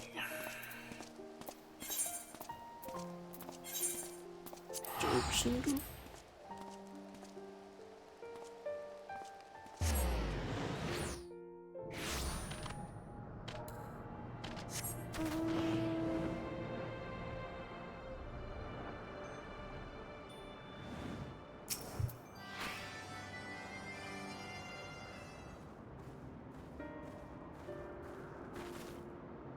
Honored Netherling, your return to Okezundu is as welcome as the arrival of spring. Sanu knows why you come, wicked hearts seek to bring chaos to our home. And so the Zundu shall rise to its defense if needed.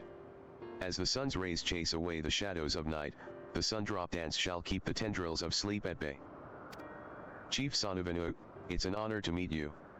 I'm Tintoawa, and if the Sundrop dance is as invigorating as you say, I'd love to see it for myself. The Zundu shall dance before Ishgard's warriors upon their arrival. Brave Tintoawa is welcome to join the proceedings. That was your original intent, right? I see. If we're to draw Lafine out, it makes sense to pretend like nothing is amiss. Zundu warriors unify their strength through the Sundrop dance, and the sight is so fearsome that many choose to flee rather than fight. Netherling warriors may learn much from such an approach. Breaking the enemy's spirit avoids needless bloodshed. Yet all dancers must hone their skills before wild animals first, that the Sundrop dance does not fail them at the most crucial moment. It is for that reason our dancers await at the outskirts of Okezundu for the Netherlings' arrival. When the performance begins, it shall draw the attention of all like a roiling cloud coming over the horizon. Watch carefully for any who would take advantage of that moment. After the dance is finished, Netherlings will present the Zundu with Chief Sanu. Netherling ship appears in the skies like sudden sun shower, hurtling toward Earth. Swiftly it descends, crashing down near Zundu dancers. Ship's markings are Ishgardian. Zundu are unhurt, but wounded Netherlings pour from vessel. The Temple Knights would never harm the Zundu intentionally. Like a lightning bolt in the night. Japanese strikes. The Temple Knights were coming by airship, right? All Lafine had to do was lull the pilot to sleep. She saw right through us, and now we're on the back foot. Great winds can alter even a raging river's course. What matters is to stand strong and move forward, and now, we must offer aid to the Netherlings who come as guests. Right. Let's go.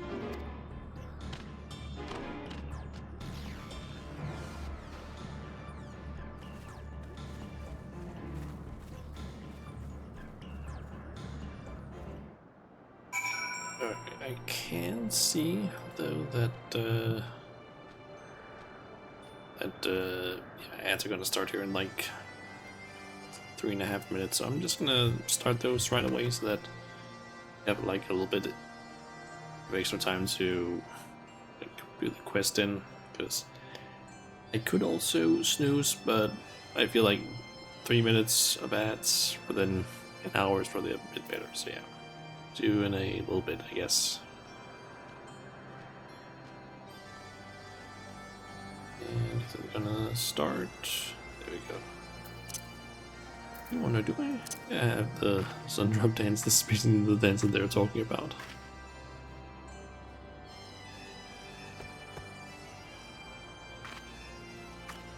Then it's just the Nuva that basically do this dance.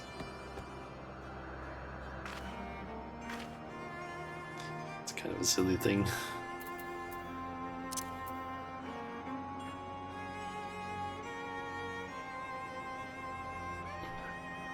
Okay, since we're just waiting, I'm kind of curious if they're let's see.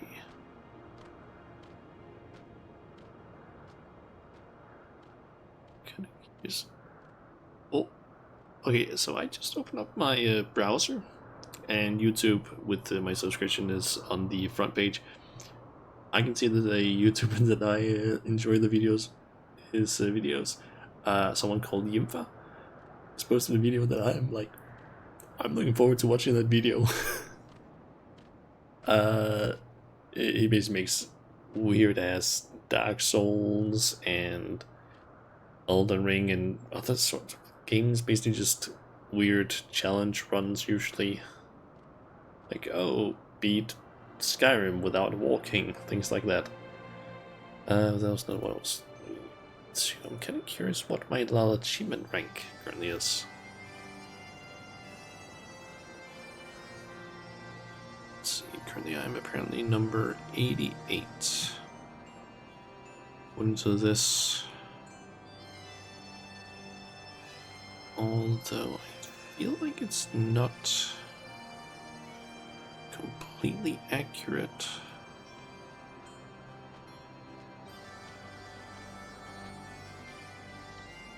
Yeah, it's not completely accurate. The most recent achievement it says that I've gotten is Hand in Hand. Is that the most recent one? No, I've gotten this one as well. It's like one achievement behind, so that's 10 extra points. And it's also not counting most recent amount of points that I've gotten, so technically I should maybe be in number 86 on the like leaderboard. Huh.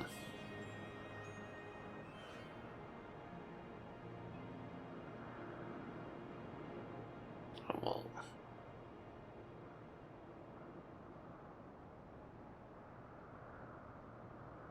And looks like the ads are over. Okay, so I guess we'll just jump into the solo duty. Finish up this quest line.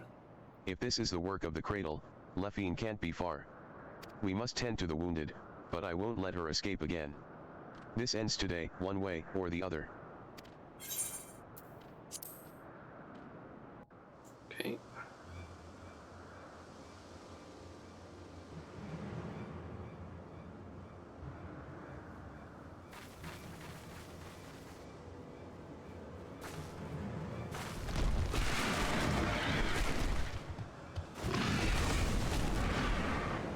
How are we countering her? There you are, Lefine. How are we going to counter the artifact? You came all this way just to greet me? Oh, I am honored. I only hope my gift was satisfactory. 'Tis a shame you will not see Ishgard crumble. Alas, I can scarcely suffer rats to scurry about my feet, threatening to gnaw away at my carefully laid plans. At least you bear witness to the dying breath of the Temple Knight's flagging honor. We would sooner see that wrecked airship soar again than their reputation return to its former glory. Yet even I did not foresee that the Zundel would be in the ship's path. The fury favors me, for who now would trust a nation so careless as to put their neighbors at risk? Everyone knows you're behind this. People won't turn on each other so easily. Oh, I didn't see you there. The shut-eye, wide awake. Doubly honored I am that you came all this way just to meet your end. Enough. We're taking the cradle back. We won't let your evil continue any longer. Such bold words. If I recall correctly, your people reaped great benefits from this artifact's powers, all at the cost of someone's waking life. Your life.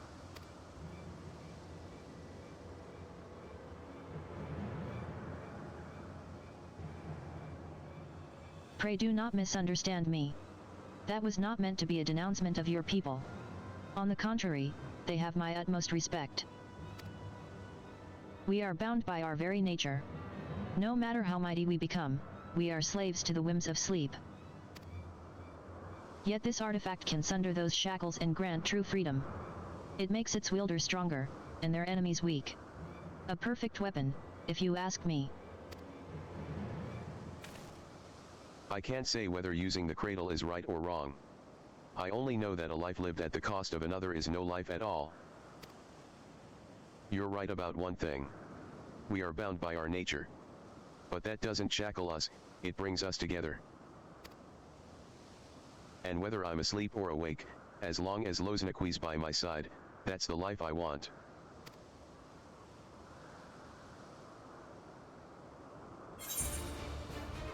Take the cradle back together, show her no quarter, I'll be your shield.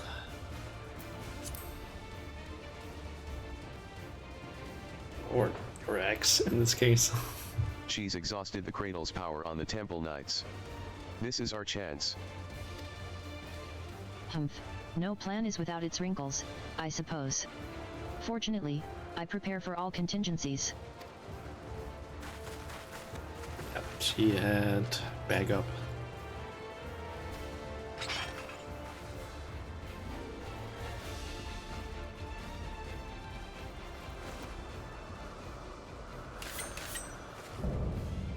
Unbound. I need the unchivalrous. You had an opportunity to live a quiet life, but I will not give it again. This time, I shall send you into a slumber from which you will never wake.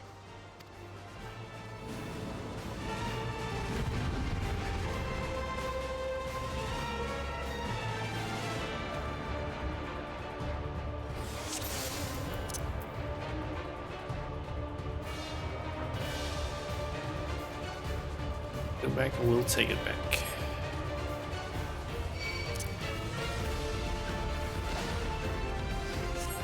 Okay.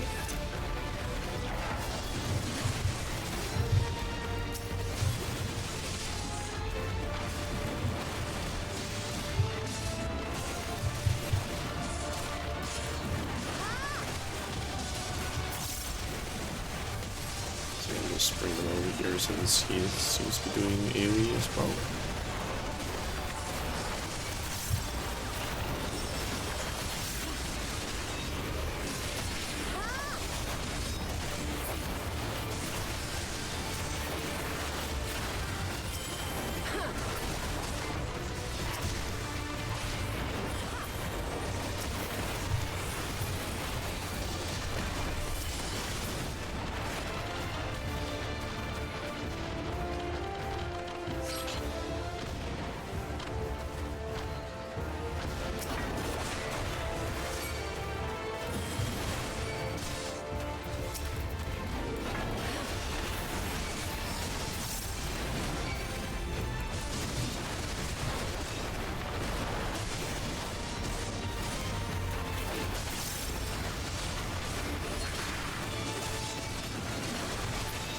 Seems simple enough. thinking maybe doing this. The fighting noises are a little bit too loud for my opinion. Okay, Sundrop Dance.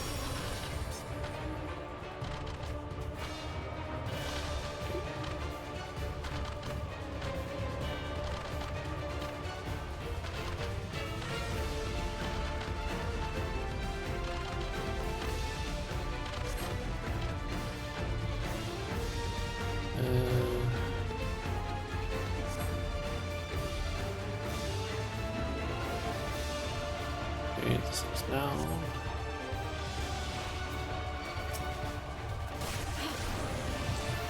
Ends with me wide eye.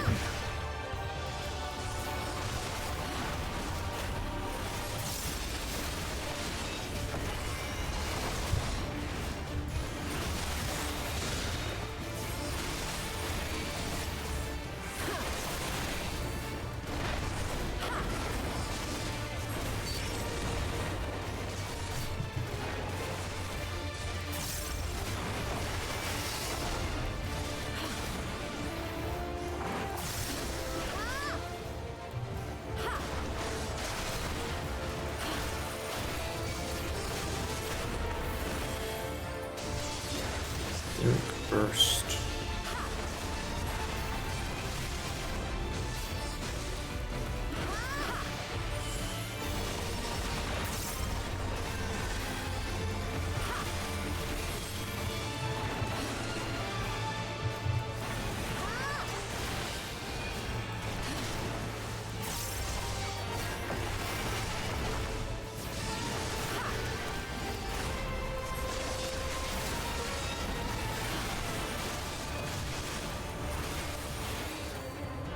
Cutscene.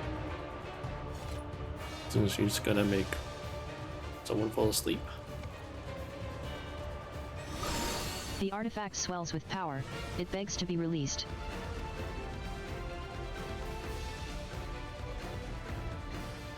Now you shut your eyes for the final time. Take a last glimpse of the waking world.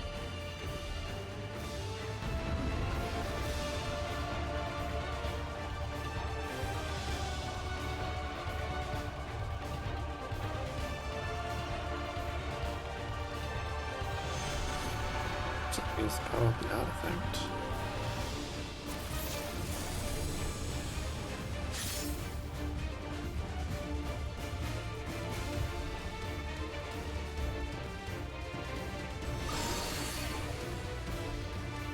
He fell asleep.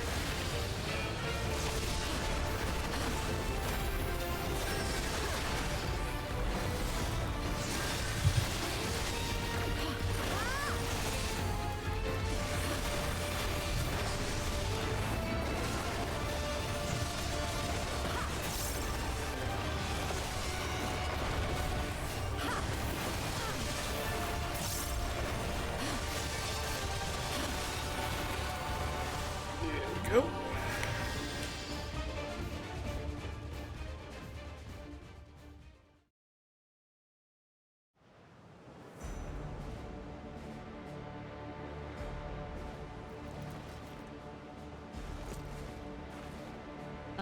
You stubborn. You may have won today, but this is not over. Yes, it is.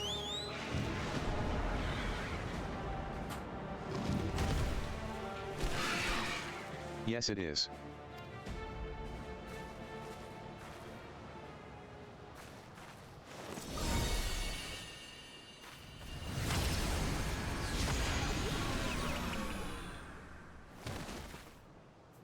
Oh, get to sleep.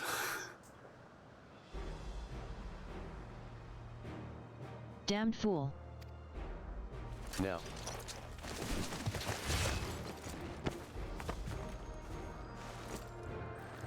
No.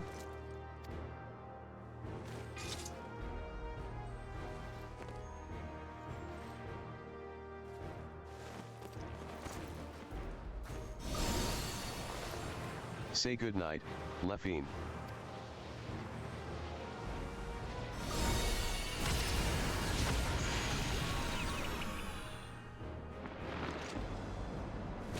Oh.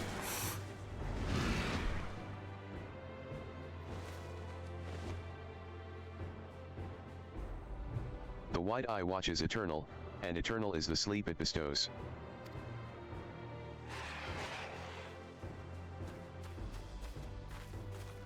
We finally stopped her. Yes. But we have someone else to worry about.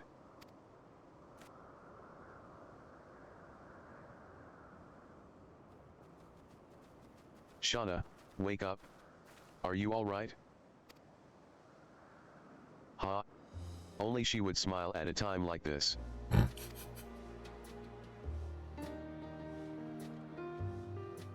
Would be kind of funny if you had a like helmet on that completely covers your face.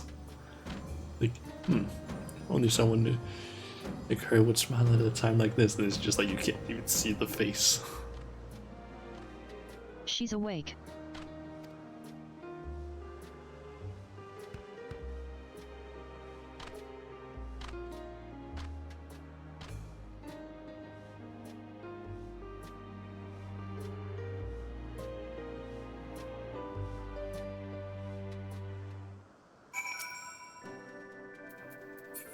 Okay. Your work is done, Shauna. You did a commendable job as our shield, and now you can lay down your burden. It was thanks to your bravery that I was able to deal the final blow to Lefine. And with the cradle back in our possession, I think we can consider this expedition across the seas to be a success. The Zundu helped us gather the wounded and see them safely off to Ishgard. We couldn't have done it without you. Netherlings protect allies as fiercely as Galakat protecting kittens. Zundu are moved by your might. You were equally as impressive. I should learn the Sundrop dance myself, though I won't strike a figure half as fierce as yours.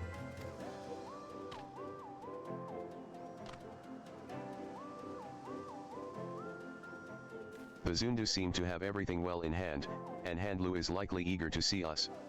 We should return to Ishgard as soon as we can.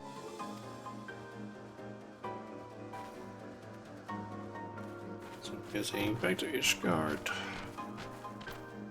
Talk with the people there, and then we are probably gonna get sent back to Leola to finish up the quest.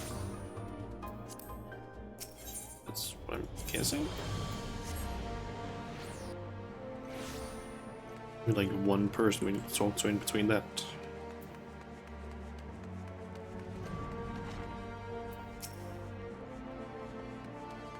Biggest sticks. The fuck is that name?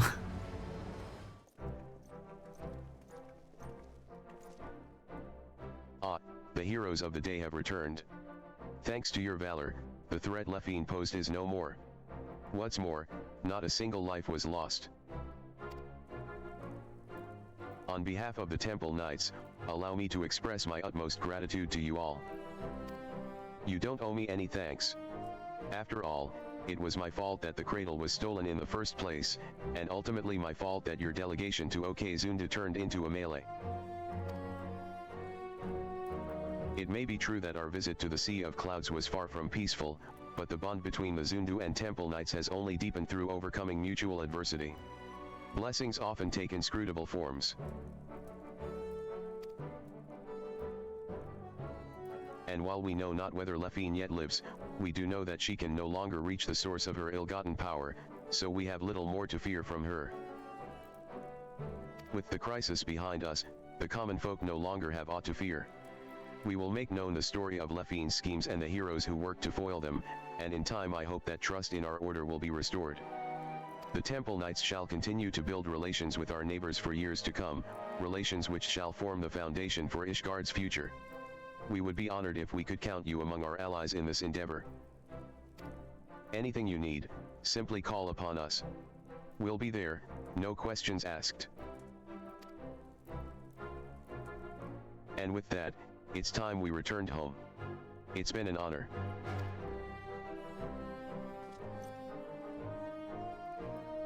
We'll be passing through Tulialal on our way back, Shauna. If you have business in those parts, we'd love to speak with you at Spally of Tai before setting off. See you soon, hopefully. Okay.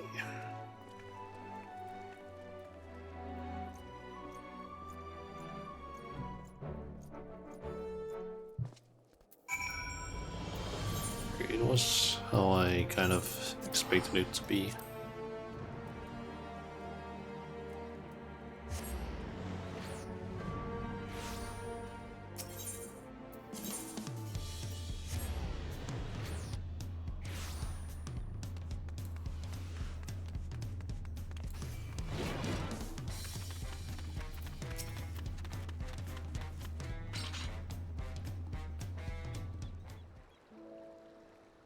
Shauna, there you are.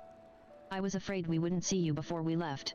We arrived not long ago, and apprised BRUK of everything that happened.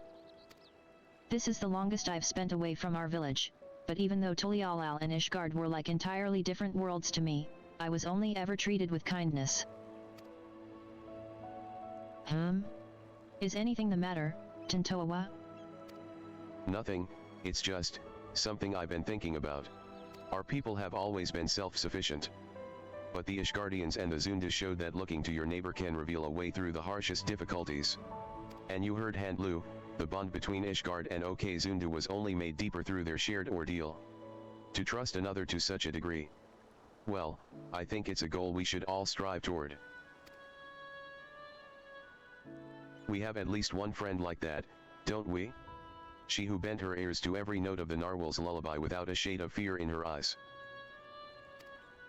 Thank you, Shauna. For believing in us. For believing that no matter the outcome, your actions would not be in vain. In so doing you taught me the worth of fighting alongside allies you can trust.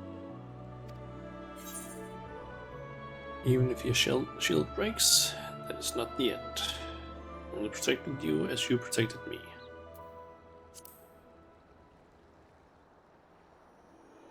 You're right. It's our faith in our allies, and their faith in us, that gives us the courage to protect each other. But approaching someone with open arms doesn't mean they'll accept you. The relations between our people and our neighbors have been strained by generations of mistrust, and we must take care to mend them properly. If we can do that, and learn to look towards the future hand in hand, then there will be no need to use the cradle ever again. People can sleep and dream untroubled, and awaken with bright eyes.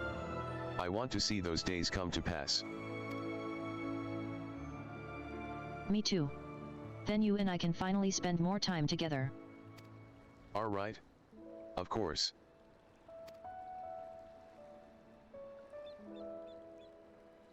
If we're going to see this future, then we should get back to our village.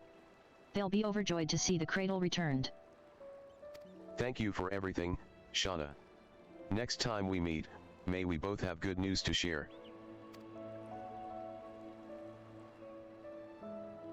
Okay.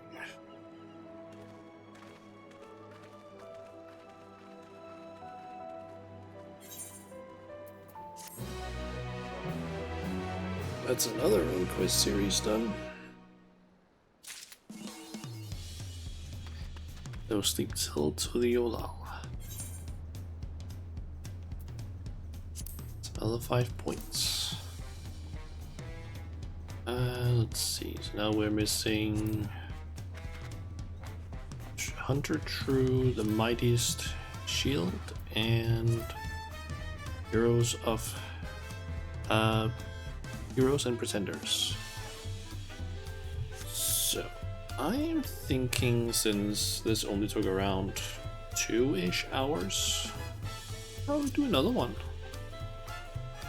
And since that is the main rollout thing, I'm thinking ranged DPS. Or physical ranged. A whole jar. Who's the melee? That is that person over there. So that means that. So he must be mage. Let's go with physical ranged. To steal a steel hog.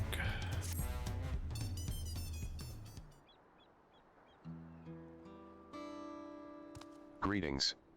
So, you have decided to aid my people in retrieving our treasure, yes?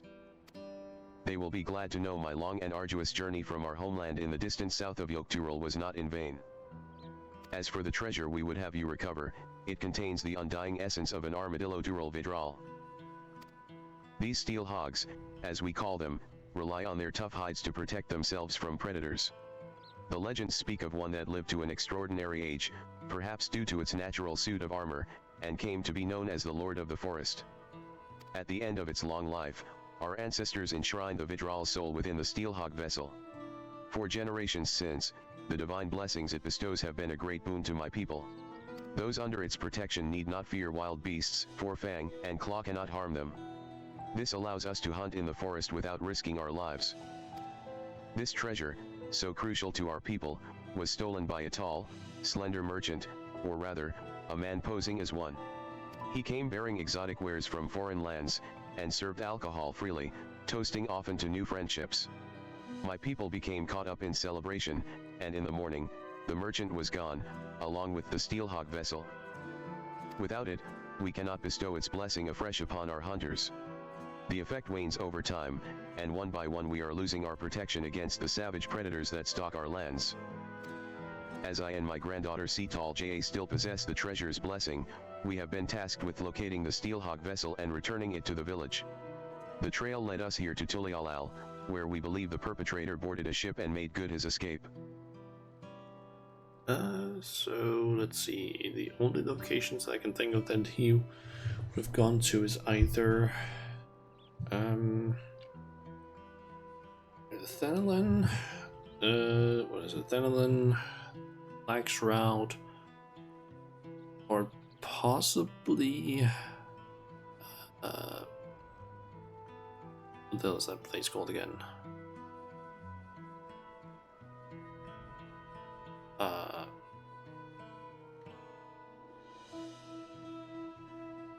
Maybe Yangsha? To the far east, but I kind of doubt that. Not entirely sure, honestly. The journey here has already pushed this decrepit body of mine beyond its natural limits, and a lengthy voyage by sea would likely be my end. Although I urged Seatal Ja not to make the crossing alone, she was determined to give chase. Given that you hail from across the ocean, your knowledge of those lands will prove invaluable to her. Not only that, but our quarry may use the steelhog vessel to his own ends. Only a skilled warrior can stand against such a foe, and Seatal Ja is no warrior. I'll have your treasure in 2 shakes of an armadillo's tail. Looks like refusal isn't an option. Fine, I'll help. We're helping. I am truly grateful. My granddaughter's first port of call is a place called Alamigo. Amigo, that's what it was called. I couldn't remember what the hell You it was see, called. as the thief took all of his wares with him, the only clue left behind was an empty bottle of whatever grog he was serving. After asking the sailors here, it seems it was produced in Alamigo, and with no other leads, Seatal Ja set forth. Once you arrive, she should not be difficult to find. These days, only a handful of Mamul JA attempt the journey, most of them brutish mercenaries. Sea Tall JA is a far daintier creature, and is sure to have made a favorable impression on the locals. May the Steelhawk watch over you. As Sea Tall JA has traveled to Alamigo, perhaps you should begin your search. Starmart Surge and Valgar's Reach. Okay.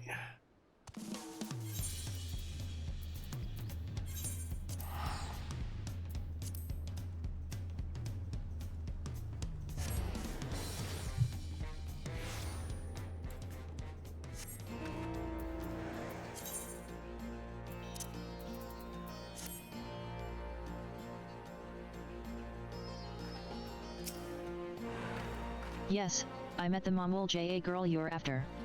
She was looking for a tall, thin man. Some sort of thief, apparently.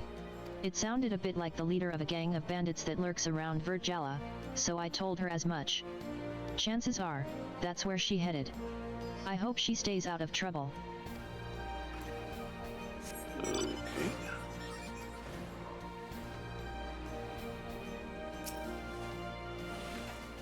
A Mamul JA, you say? As it happens, she came over while I was cleaning the cannons. She showed me an empty Iraq bottle and said she was looking for the bloke it had belonged to. Thing is, that brand's found all over Alamigo, so I wasn't able to help narrow down her search.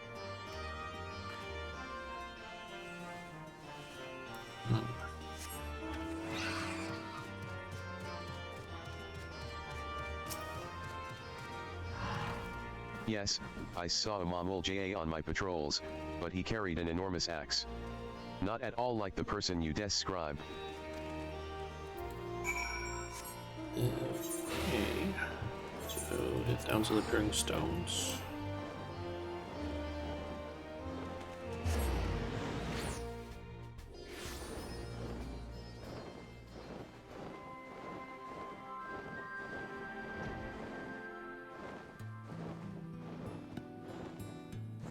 There she is. Ouch.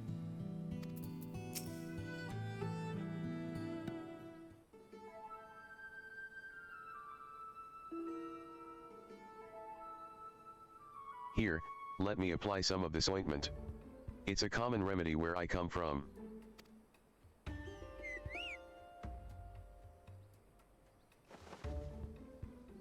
Oh.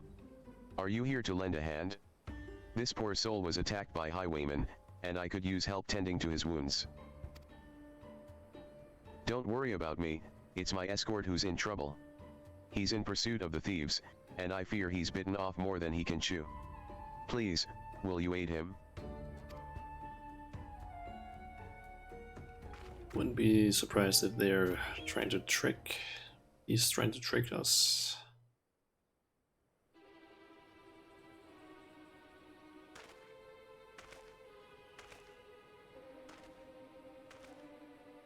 Maybe not. I think that's the guy who stole the artifact. You thieving bastards. Yep.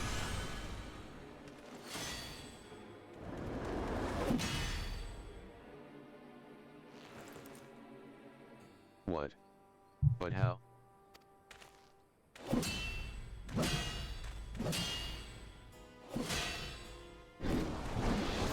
Behold. Quiet.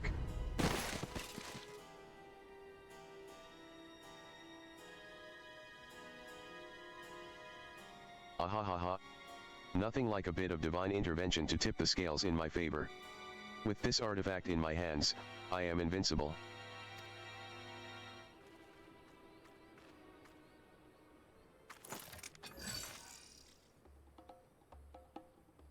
Another one, not that it matters. Kakul JA. It's time you earned your coin.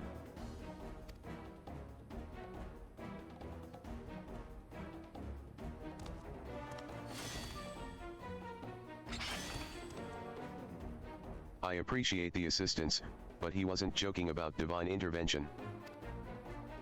Some strange force pushed me away. I can't even get near them. Good thing that I don't need to do that then.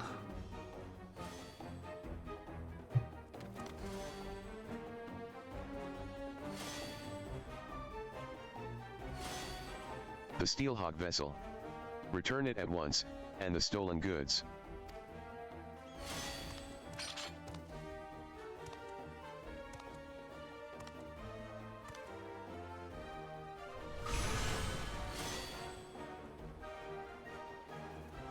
Oh ho ho. You followed me all the way here from your backwater village? Alas, your journey has been for naught. The vessel is mine. I, Chaltofit, will make better use of the artifact than you and your ilk ever could.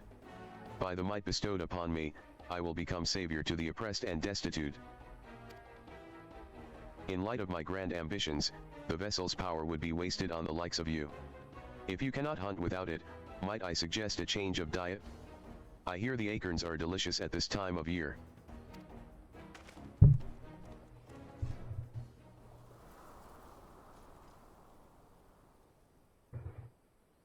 Damn it all. I was so close.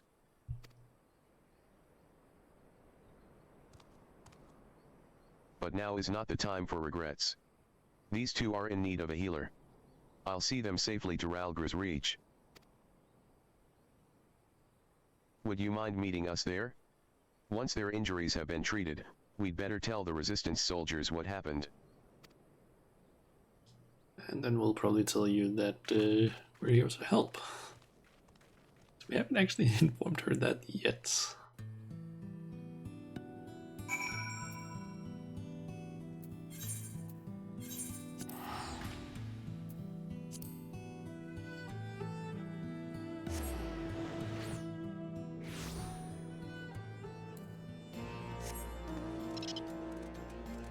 Honestly, the fact that they decided to place it here in Ralgra's Reach, the quest location for this, is honestly kind of nice.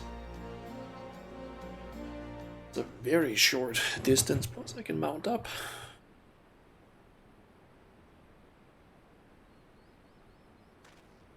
Well, I'm glad we made it to safety without any more trouble. Those bandits wouldn't dare step foot in this place. Ah, how rude of me. I never asked your name, or how you chanced across us, for that matter.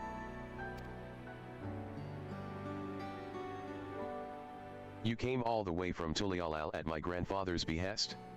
I can't tell you how grateful I am. As for the highwaymen, they possess the Steelhawk vessel, a treasure from my village.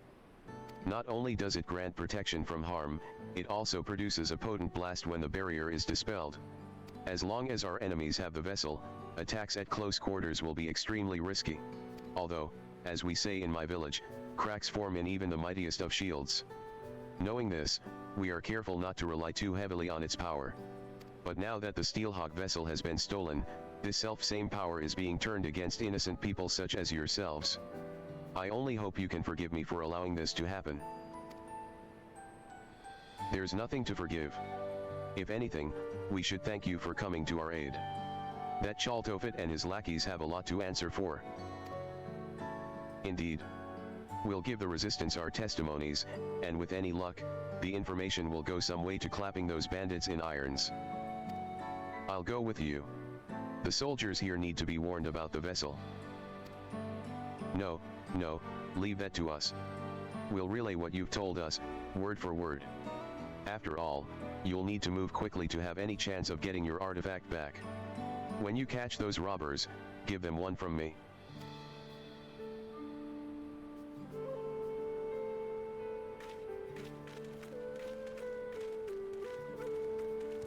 How about you, Shauna? I hope I can count on you to be there for whatever else comes next. Haha. I knew it. I sense you're eager to get started, but I need time to plan our next move. Bandits aren't known for being found easily. I was surprised to see a fellow Mamul JA among them. I can't imagine why that Kakul JA would work for Chaltofit of all people.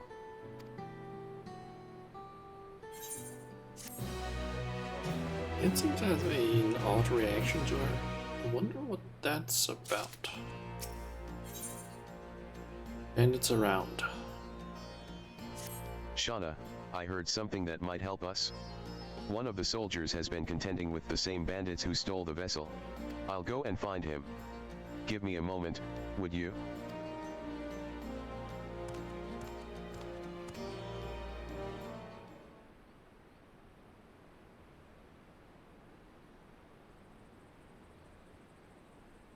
Sorry to keep you waiting. Ha! When she told me she'd been sent an assistant, I never would have guessed it'd be the savior of Alamigo herself. You're something of a local celebrity, I take it?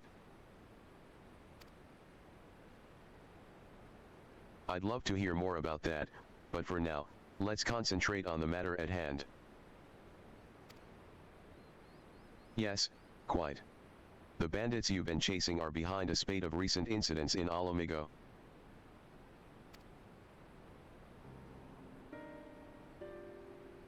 What's more, it appears that Chaltofit is part of a larger network known as the Passage of the Unbound, which is spreading its mayhem far and wide.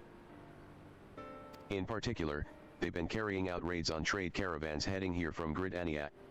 We've increased patrols along that route, but the bastards strike so quickly that they've usually made good their escape by the time aid arrives.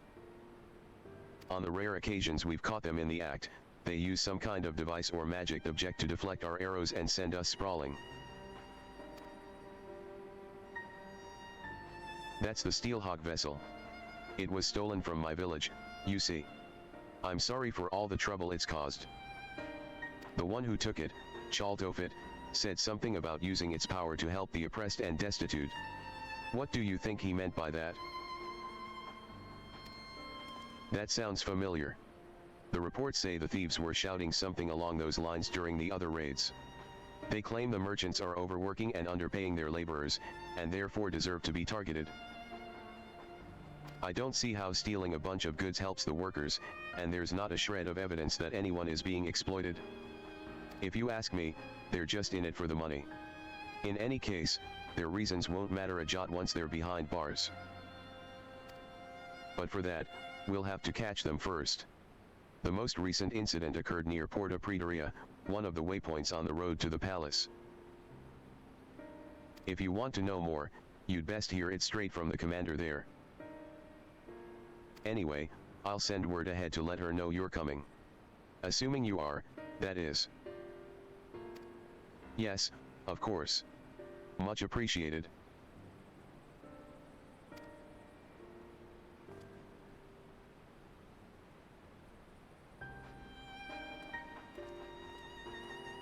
This sounds like a promising lead. The soldiers here were good enough to explain the lie of the land around here, so I shouldn't have any trouble making the journey by myself. I'll see you there.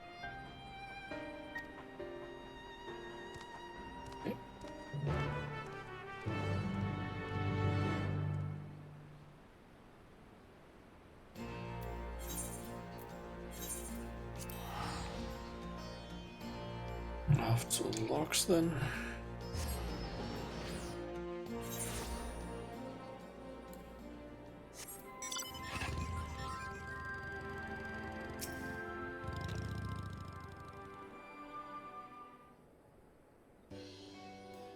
Good, you are both here. My colleague at the Reach has told me everything. I can confirm that we've had several sightings of Chaltofit and his gang in recent days. They've even taken to ambushing our patrols. Whereas most brigands would flee from armed and armored soldiers, this lot seems to take pleasure in goading us into attacking.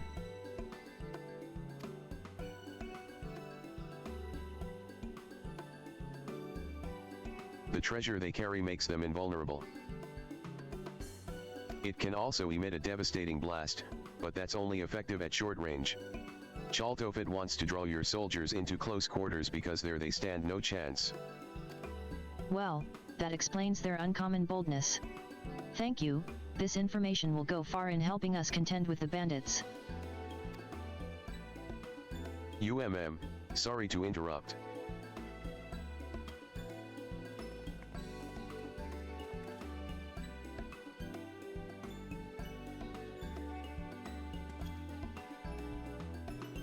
Who might you be? Oh, simple peddlers, my good lady. I myself am of Gridanian stock, and after learning my craft in the markets of Ul'dah, I now deliver all manner of finery to eager patrons throughout Eorzea. But enough about that. I hope you'll forgive me, but I couldn't help overhearing you mention a gang of highwaymen. We've heard similar tales from other traders passing through, and it seems some stretches of road are more dangerous than others. In fact, the bandits are most often seen at a specific location not far from here. If you like, we can take you there ourselves. I have a feeling that they are not actually traders. Please, by all means. Wait. Shauna can take care of herself, but I can't allow any more civilians than necessary into an area believed to be teeming with bandits. It seems I've no choice but to ask you to go without me. Sorry, but if those highwaymen did turn up, I wouldn't be much good in a fight. While you head off to investigate, I'll see if there's any more information to be had here.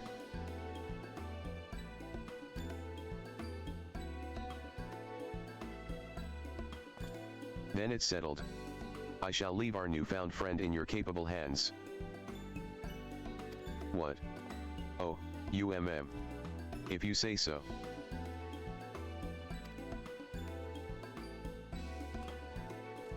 ERM, I suppose we should be on our way, then. If we do run into those highwaymen, you'll protect us, right?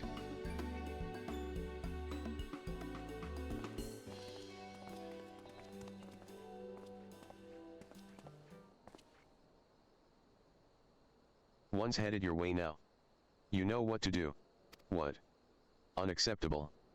Either you do this without my help, or I'll find someone who can. Show some backbone for once. They were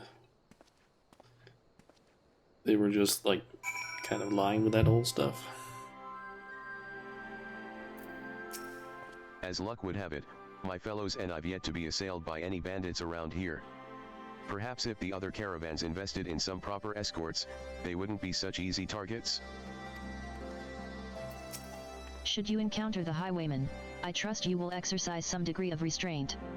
We can't interrogate the suspects if you've reduced them to a bloody pulp, now can we? Just put them on their arses and leave the rest to us. I'll see if they can tell me anything more about Chaltofit and his gang. Be careful out there, won't you? Guessing that might be the gang leader, honestly. Because we haven't seen his face properly. He has it covered, so yeah, that might actually be him.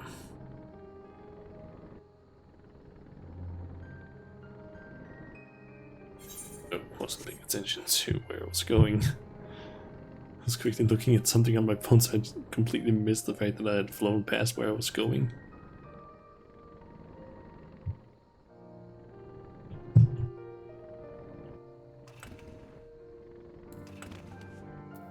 Ack.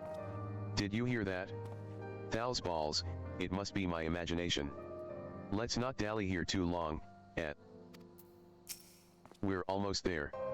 It's just on the other side of this gully. Actually, if it's all the same to you, we'll wait here while you go on ahead. This is already more than close enough for my liking.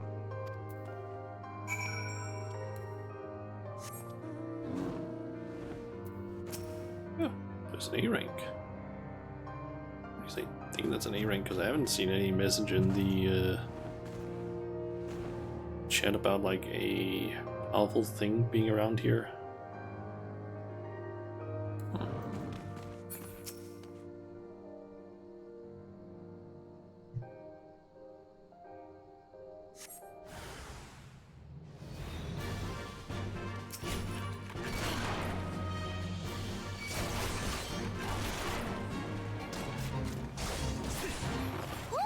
This way and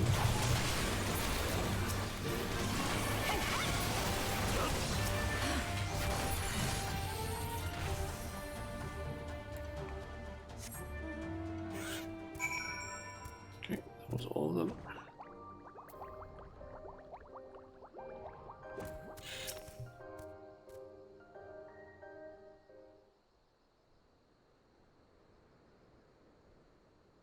You beat them?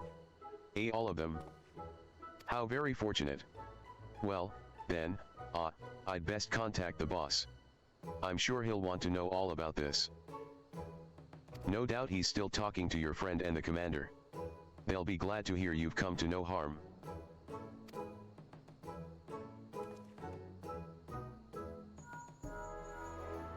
You'll never guess what, boss. She trounced the lot of them. Ah, yes. Understood. I'm not quite sure why, but he said they'll be here in a jiffy.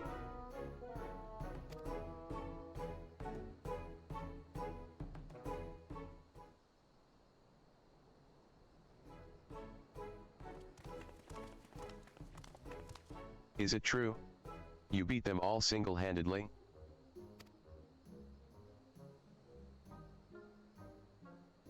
Gods be good, I'm glad you're on our side. Anyway, I'll take it from here. My, very impressive. And how jolly convenient for those villains to appear exactly where we thought they would, too. But above all, I'm glad no one was hurt. Well, no one important, that is. I'm relieved to see that everyone's safe. It must have taken a lot of courage to bring Shauna here, knowing that danger could be lurking around every corner. Are you sure you're all right? If you're putting on a brave face for our benefit, there's no need, I assure you. No, we're fine. Couldn't be better. Well then, I'd say that's enough excitement for one day. We'd best continue on our way to the Alamigan Quarter. Wares to sell, deals to broker, that sort of thing. I dare say it'll be some time before any ne'er-do-wells have the gall to descend upon this neck of the, desert. And as for you, my friends, I'd advise you not to stray too far from the beaten path, if you know what's good for you.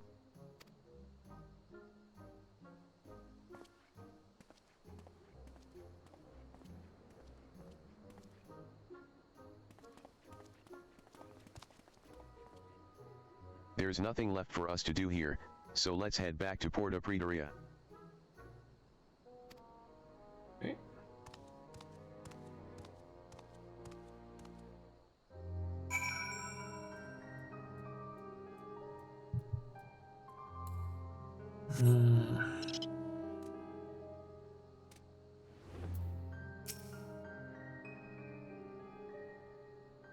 I forget, does Luminari have any special ability that would make it difficult to beat?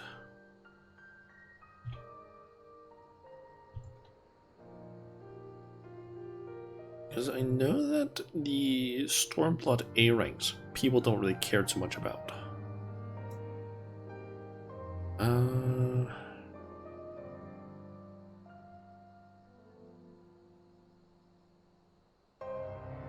Let's see.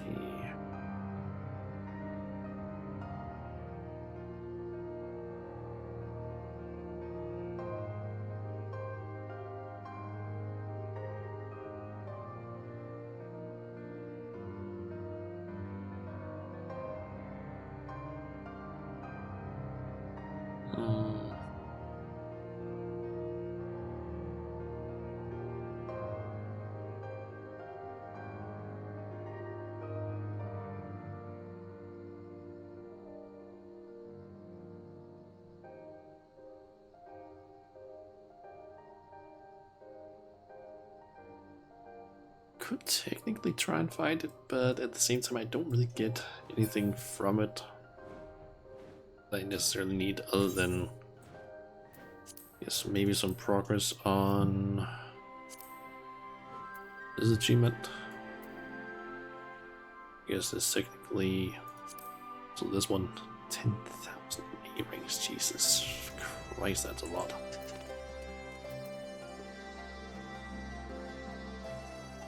There's no achievements for doing it in Stormblood areas.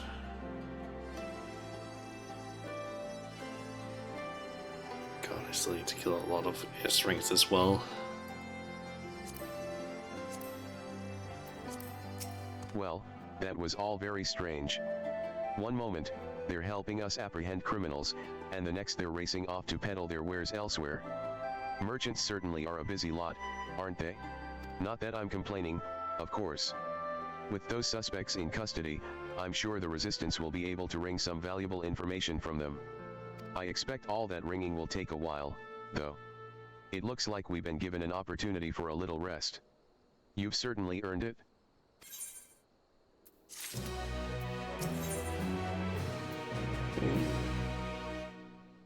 Take me to your leader. At a guess, I'd say the resistance has been interrogating the captured highwaymen for long enough to get some answers from them. With any luck, we may even learn more about where we can find Shaltofit. I'm sure the commander is as eager as we are to put a stop to his misdeeds. Let's go and see if she's unearthed any useful information.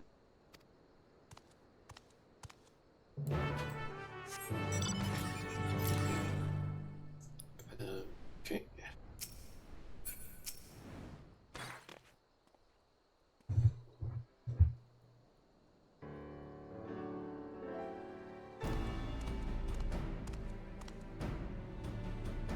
Ah, I was just about to send someone for you. Glad you could save me the bother. I have a favor to ask of you both. I'm going to let the criminal walk free, and I want you to follow him. You see, our questioning has revealed that the bandits are indeed working with Shaltofit. If we cut one of them loose, he might lead us straight to their den. But if the mission fails and you're discovered, you may find yourselves confronted with an untold number of outlaws. Of course, I considered sending my own men, but I suspect that by now, the bandits know our faces. After Shauna's little display in the gully, I'm sure she alone can handle whatever trouble may come her way. I'll go with her. If this really does lead us to Shaltofit, I need to be there when we find him. Very well, but if it comes to a fight, you stay behind Shauna, understood? I'll have the suspect brought over now, but remember what I said, and stay out of sight until he leaves. Guessing it's gonna be a tracking mission, perhaps? Or stealth quest?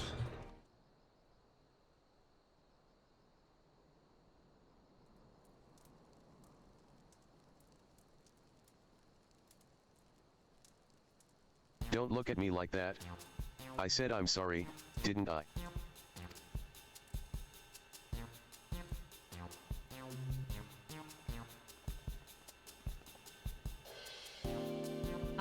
That you did. Several times. And as much as it galls me, there's no evidence to contradict your claim that you were acting in self-defense, nor is there tangible proof of any other wrongdoing. We've no choice but to let you go. You have somewhere to go, I presume? Well, I suppose I can find work-loading caravans in Alagairi. Seems as good a place as any for making a quick I mean, tuning over a new leaf.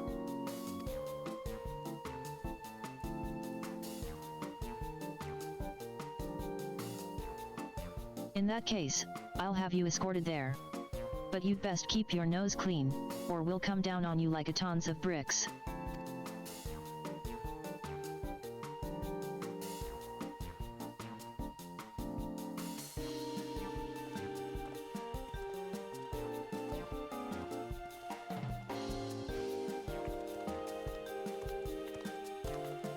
Humph, turn over a new leaf, my arse.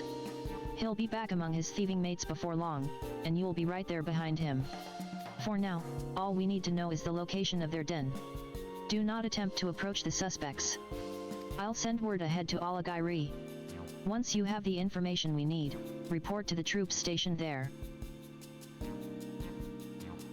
This is the chance we've been waiting for. Let's go.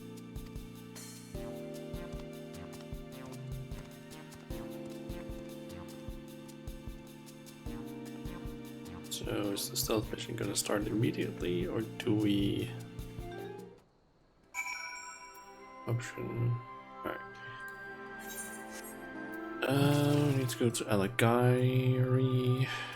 I can see that ads are gonna start in like around 2.5 minutes, so I'm just gonna start those right away so that I don't have to start spamming snooze for a bit. So yeah, see you guys in just a bit after the ads are done. We will just wait here.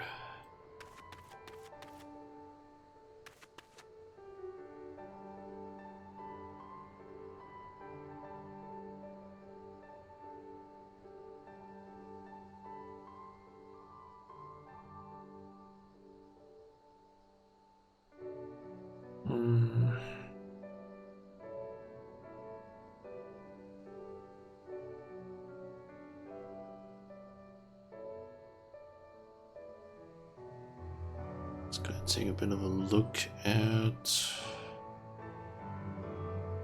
stuff people on the different discords that I'm in have posted.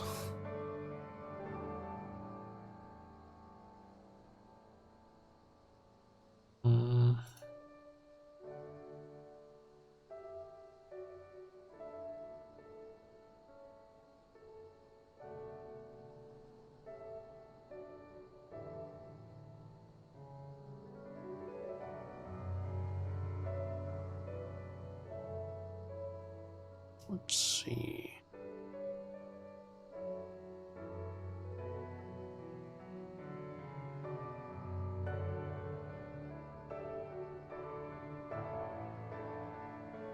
Yeah, ton of stuff to really look at. I'm still curious about one person that has apparently sent me a friend invite who I have no idea who are or who is.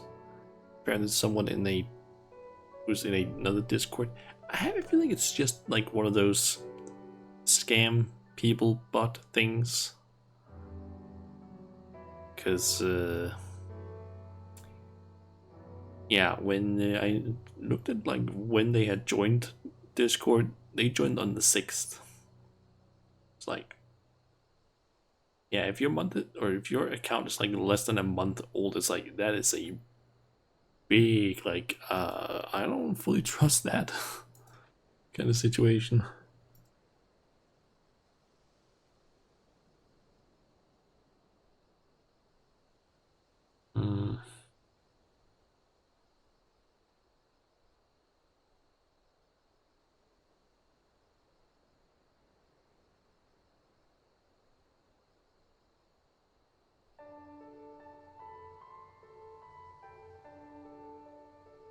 Let's see.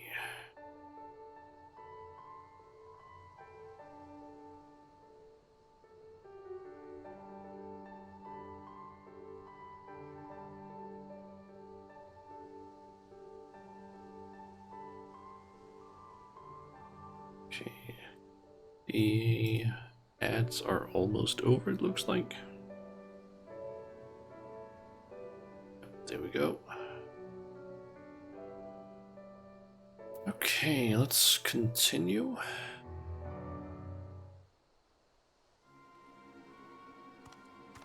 There he is. So much for finding work in Oligiri. He's only just arrived, and he's already leaving town. Now comes the tricky part, keeping our eyes on him and his eyes off of us. Stick close, but not too close.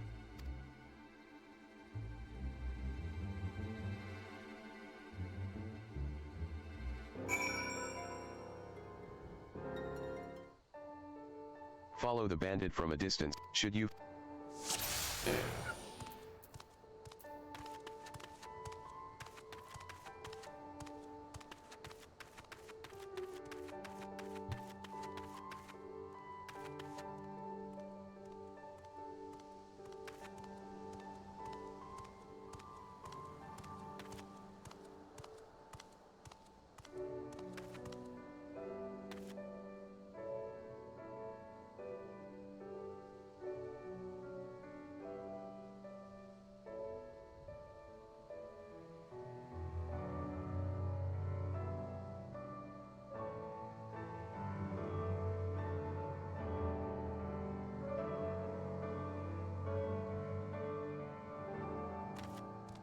Why the fuck is someone...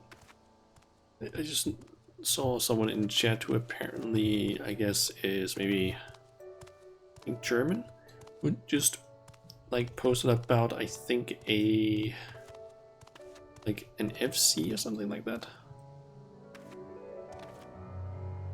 Like, I don't understand why there are some people that like go around to random ass the zones being like, hey, let's advertise for this FC or something. Like, why?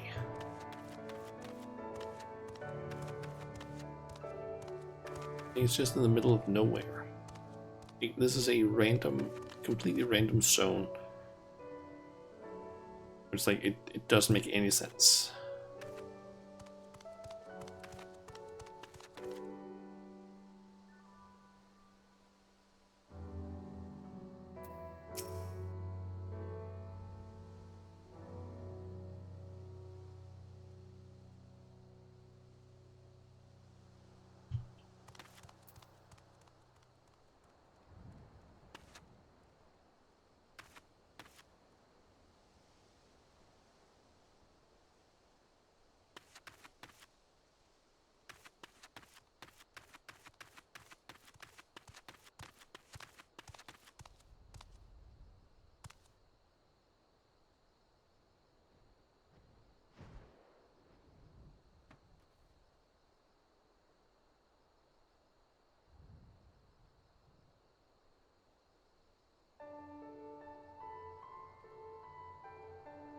You're gonna start running.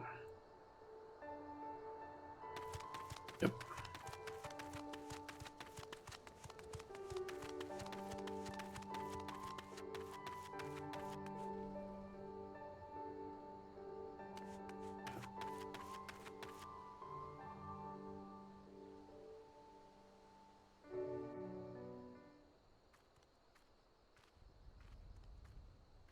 I just don't understand why some people go to random ass areas and advertise for FCs.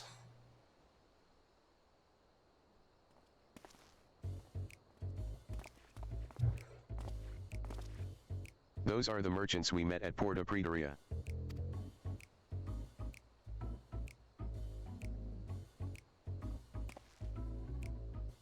So they just let you go out of the kindness of their hearts, is that it? Not only that, but you came crawling straight back here, leading whoever they sent to track you right to our doorstep. I swear it, no one followed me. The soldiers took me as far as Alagiri and then went back the way they came. I made sure they were specks in the distance before I even set foot outside of the town. I suppose I've no choice but to take you at your word, not that it's worth much. Well, now that this charade is at an end, let us change into something a little less drab.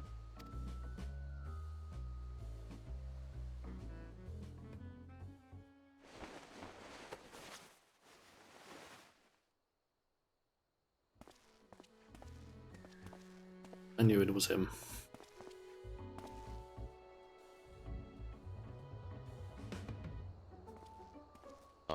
Chaltofit. Why did you make us fight that woman without the blessing? She could have killed the lot of us without breaking a sweat. A mere oversight, that is all.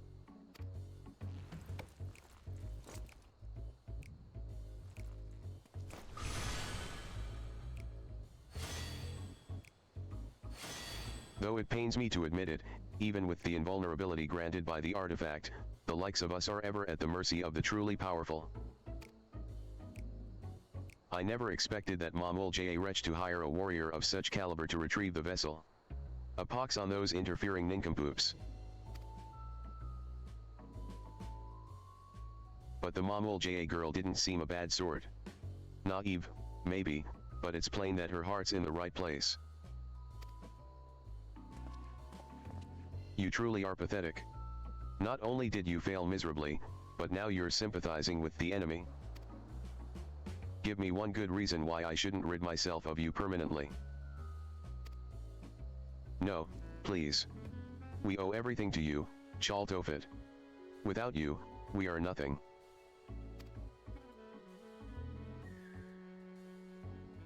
They were all in on this from the beginning, with Chaltofit pulling the strings. If this is how he treats his friends, imagine what he'd do to his enemies.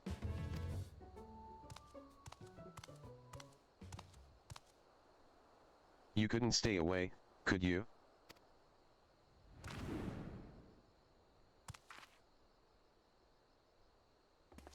What? Imbecile. You led them right to us?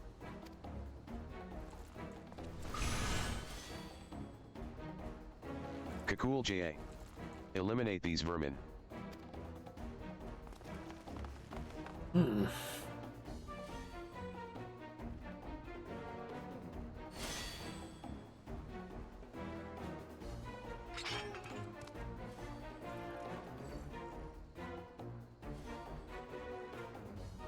Let me handle this, Shauna.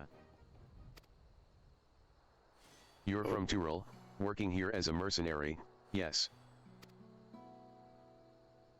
The ones who hired you stole the Steelhawk vessel from my village. We need its blessing to stand a chance against the beasts of the forest. I can't return home without the vessel.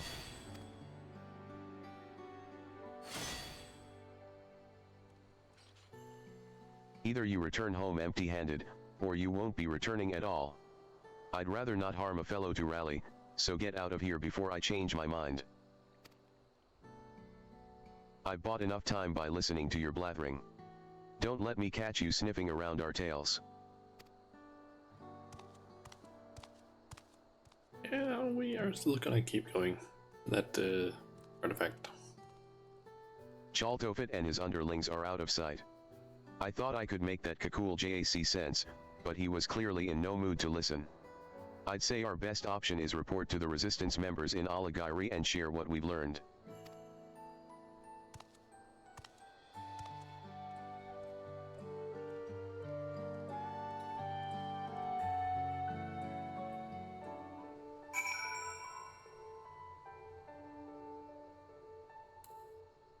Looks like I managed to sell some treasure maps as well. Nice.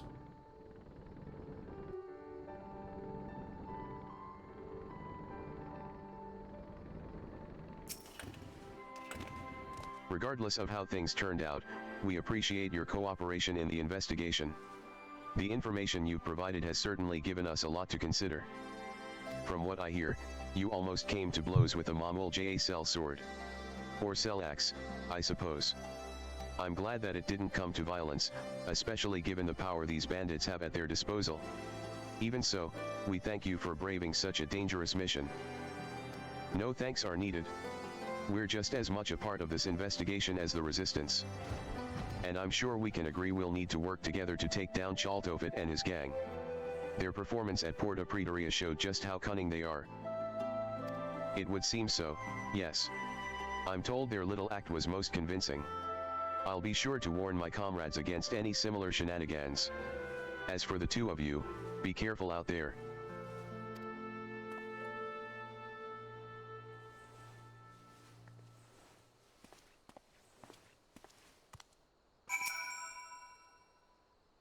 Okay, apparently her quest location is going All to move things around. considered, I'd say that went fairly well. Didn't expect that to happen actually. That like the place where I would be finishing and accepting the quest would move around with me. That's kind of nice. Chaltofit used the same trick as the time he came to my village, namely, posing as a simple trader when he's in fact a dastardly thief. Still, not even the most skilled actor could fake the fear in his men's eyes. It appears that Chaltofit has complete control over them, and they are powerless to resist. The only one who doesn't seem afraid of him is Kakul JA. He even let us go when he had no obligation to do so. I think that if we had the chance to talk, we might find some common ground. So you get that feeling too. Yeah. I knew you would. I've never been much of a fighter, but I make up for it in other ways. I'm a fairly good judge of character, for one. For most of my life, I've lived in a remote village, deep in the forest. I had hardly any contact with the outside world, so the thought of talking to strangers was quite daunting at first. But over the course of my journey, I've traveled through all kinds of places. If there's one thing I've learned, it's this: wherever you go, people are people. In the end, our cultures and the places where we grew up don't make that big a difference. None of us are perfect, and we each have our faults. And even if it's harder to find in some than in others, I believe there is good in all of us. That's why I hope we have another chance to speak with the thieves, and Kakul JA. I'm certainly not strong enough to beat any sense into them, so I'll try talking some sense into them instead.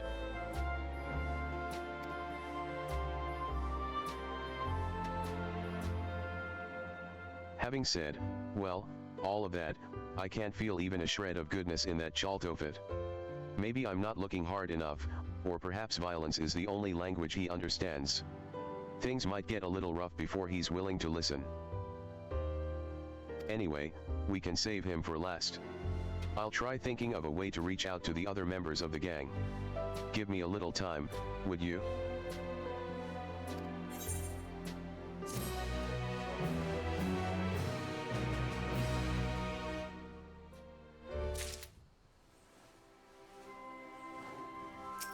Okay, this quest.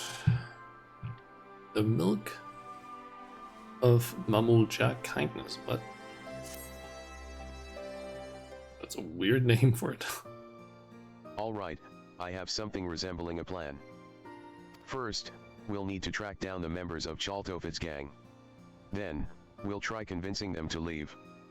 Considering how terrified most of them were, I'm sure they're eager to free themselves of Chaltofit and his outbursts. With fewer followers, he'll pose less of a threat to the people of Alamigo, and we'll stand a better chance of taking back the Steelhawk vessel. Of course, we now know Kakul JA and some of the other members by sight, so it shouldn't take too long to track them down. In that case, let's start looking. Time for another exciting round of quest locals then. Haha, rest assured, I'm already a step ahead of you. Besides, if your role is to fend off bandits and the like, mine should be to gather information and whatnot. Does that sound fair to you? Yeah. I would rather have more action than As it happens, going our around. resistance friends stationed here had some interesting news to share. Apparently, the two men posing as merchants that we met before were spotted nearby, engaging in trade and conversing with caravan owners, all to nefarious ends, no doubt. They were last seen in a place called Alaganha, so we should head over there right away. One has a beard and the other has blue eyes. Assuming they haven't changed their disguises, they should be fairly easy to find.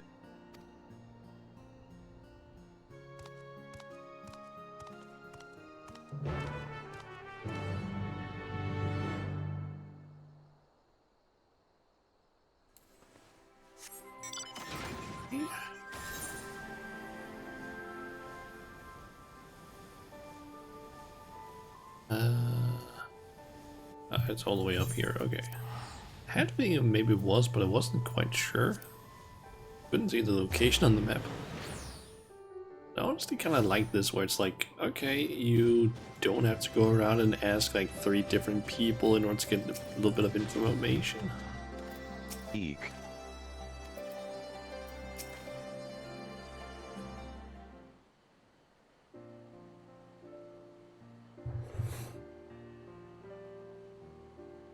Aha. Good work, Shauna. WHY, good morning. What can I do for you? You can start by dropping the affable merchant act. It's nothing but a front for your real line of work. Urg. Save me, Chaltofit.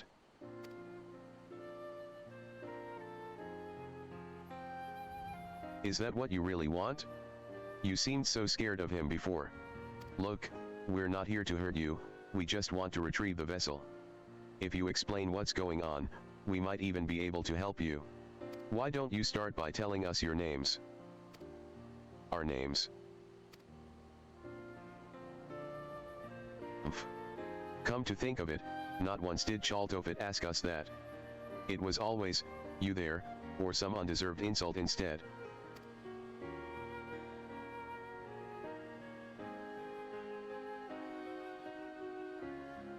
I'm Avenel, and this here is Pepin, both born and bred in Ulda. We were struggling to make ends meet, until Chaltofit, claiming to be a merchant, took us under his wing. Alright. He said that he was just like us, exploited and sick of bending over backwards for the rich and powerful. Then, he showed us the artifact, and told us it had the power to change the world for the better. With its blessing, you could shrug off the charge of an Aurochs like it was a soft breeze, making you practically invincible. You can imagine how impressed we were, and we did exactly as he instructed. At first, he told us to pretend to be merchants so we could scout out vulnerable caravans. Next thing we knew, we were joining him on raids. We never wanted to hurt anyone, but we owed Chaltofit for giving us the power to strive for a better life. And when we saw what happened to anyone who spoke up against him, still makes my blood run cold to think of it. Chaltofit mentioned before that he's also from Ul'dah, assuming he was telling the truth, that is. It seems to me his gang is mostly formed of people from a similar background, but what about Kakul Ja? He's a mercenary, correct? Yes, hired by Chaltofit. He's so skilled that I doubt he even needs the blessing. Normally, he keeps to himself, but he once told me about his homeland, an ocean away. Perhaps it is not unlike my own. Avenel, Pepin, even if you still view us as enemies, we appreciate you telling us the truth. No, we're the ones who should thank you. You've shown us more kindness than Chaltofit ever has. There is one other thing, though.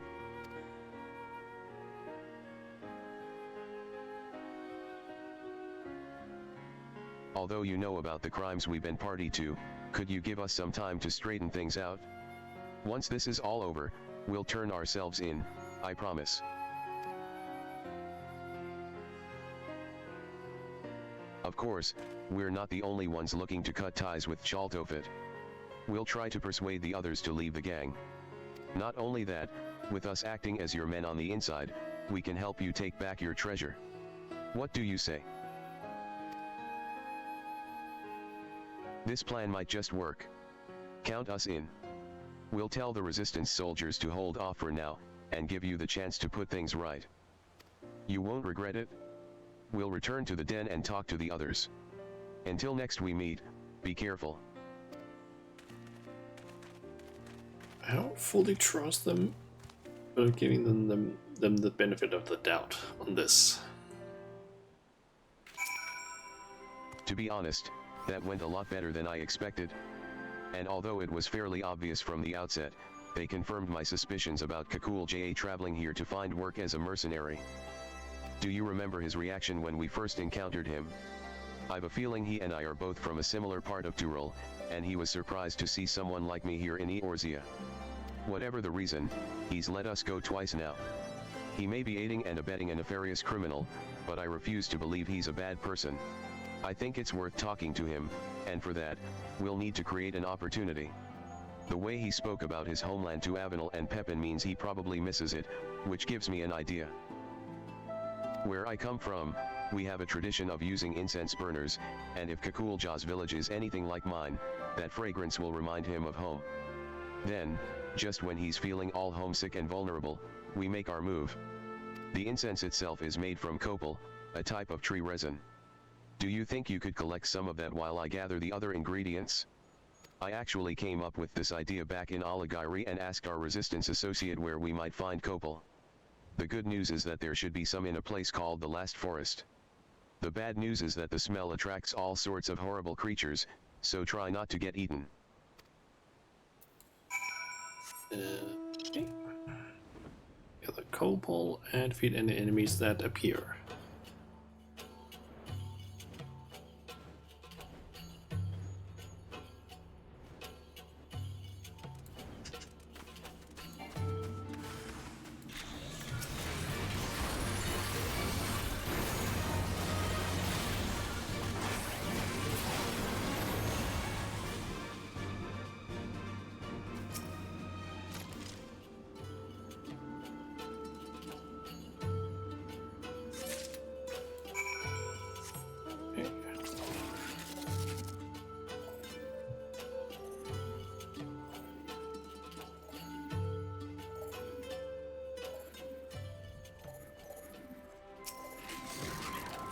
Is that copal I smell? I guess it is. This is what it smells like when trees cry. Okay. Oh my, this is quite the find. Once I mix this with the other ingredients, we'll have a batch of traditional incense ready for burning. Unfortunately, the preparation takes a little while, so in the meantime, perhaps you could begin the search for Kakul Ja. According to the locals, a Mamul Ja has been seen near the river which runs through Rust Rock. With all the dust swirling about this place, I can imagine he'd want to wash it all off somewhere. I find myself bathing more than usual here, so I can relate. Okay. Search for a cool jar.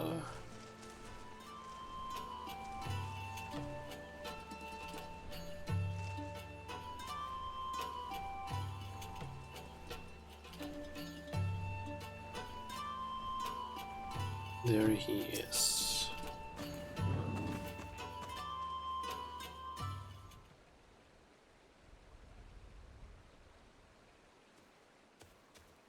What are you doing here?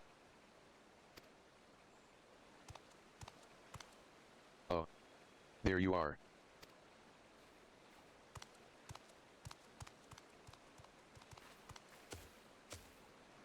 Here, I have a present for you. It's an incense burner. The metal case is an old one I happen to have with me, but I made the incense from fresh ingredients, including copal that Shauna collected. Why not try lighting it? I'm sure the aroma will bring back pleasant memories of home.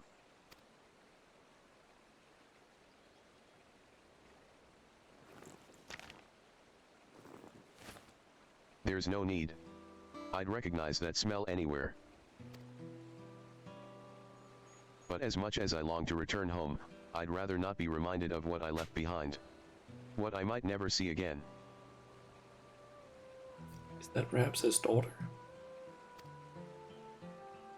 As things stand, I've no choice but to continue working as Chaltofid's mercenary, no matter what crimes he commits. But why? The fare for a ship back to Dural is enough to buy a mansion here in Eorzea. At least, that's what Chaltofid told me. He said that if I serve him loyally, he'd cover the cost of my journey home. Hold on a moment. Surely that can't be right? People rich and poor travel from Eorzea to Tulialal all the time.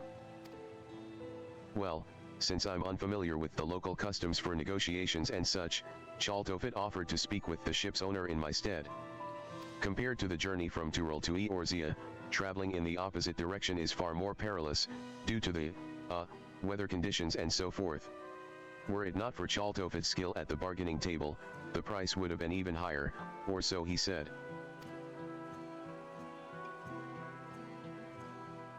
I've been played for a fool, haven't I?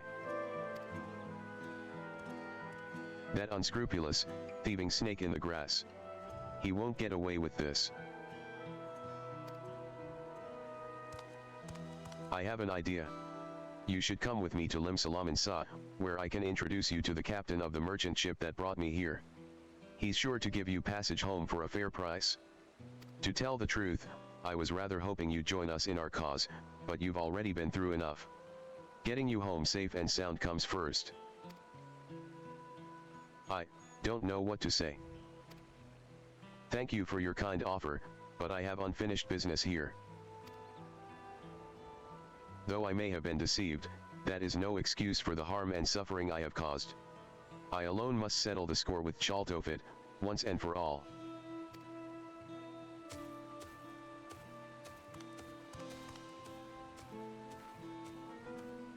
Whenever you're ready, the offer still stands. It's a pity we couldn't join forces, but he's got to do things his own way, I suppose. In any case, let's head back to Alagiri. With all those soldiers around, at least we won't have to worry about bandits, which is more than I can say for this place.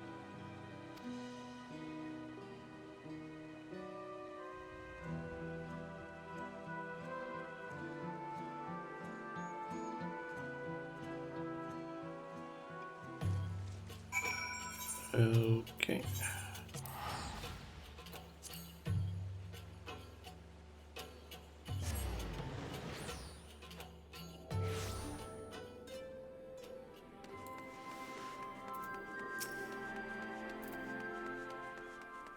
Wait, this was number... the 96 one. You know, Kakul JA isn't at all like his first impression suggested. He was actually rather sweet, and perhaps a touch naive. Still, we can't blame him for being taken in by Chaltofit's lies. And Kakul JA wasn't the only one. I can't bring myself to forgive that treacherous viper. Thanks to him, we've been led a merry dance, and still have nothing to show for it. With any luck, our newfound allies Avenel and Pepin will have good news for us before long. That means second to last quest is this one, so just 2 left. You'll never guess what.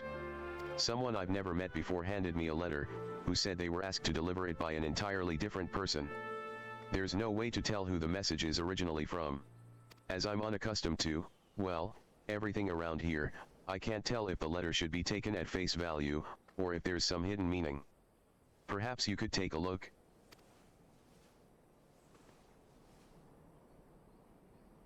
Shauna is to come to the Alamigan quarter and meet with a man in spectacles.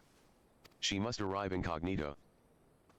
The instructions are clear enough, but even so, this is as suspicious as month-old milk. On the other hand, it could be from Avenel and Pepin. While this smells like a trap, we don't have any better leads. I think we should do as the letter instructs, but proceed with the utmost caution. I'll meet you there. Okay. On to the Alamigan quarters then.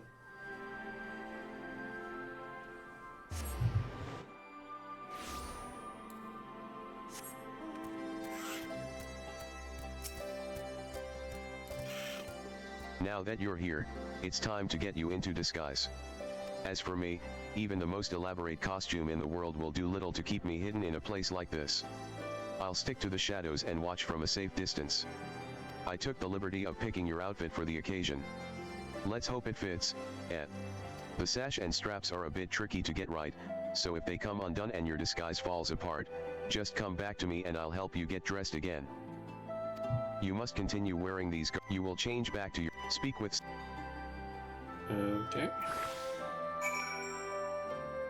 Oh. This is not a bad outfit.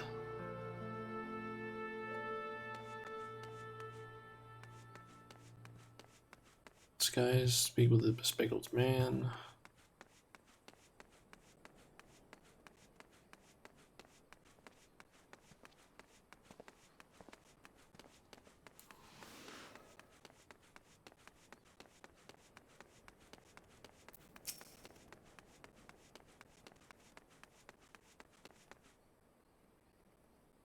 You must be Shauna, correct? I'm pleased to make your acquaintance. Our mutual friend Avenel sends his regards. Like him, I and several others have resolved to make a clean break, and free ourselves of Chaltofit for good. You and the mobile mage girl have done us a great service by giving us a chance to put things right before rewarding us for the resistance. Now, to the matter at hand. No doubt you are wondering why we must resort to such convoluted means to meet you. Simply put, it is to avoid arousing the suspicions of Chaltofit and those still loyal to him. As for why we brought you here, there is someone we wish for you to meet. For now, I ask you to remain in disguise.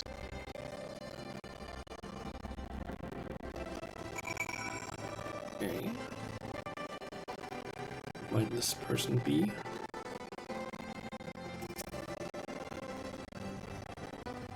Your cooperation is appreciated. One moment, please.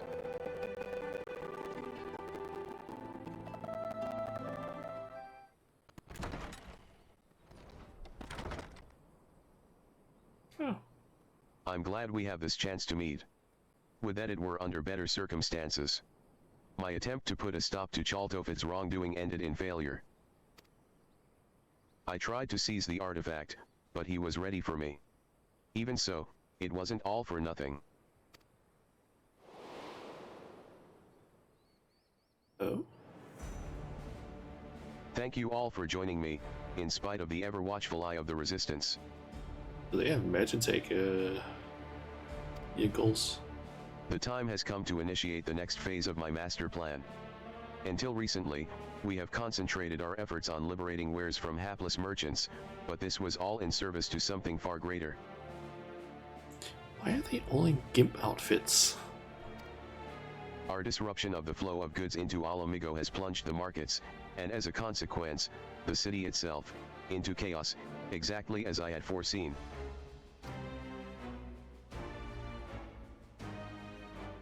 No longer will we be forced to crawl through the mud and lick the boots of the rich and privileged. We shall cast down the oppressors. They will suffer as we have. The meager shall inherit this land. Down with the old order.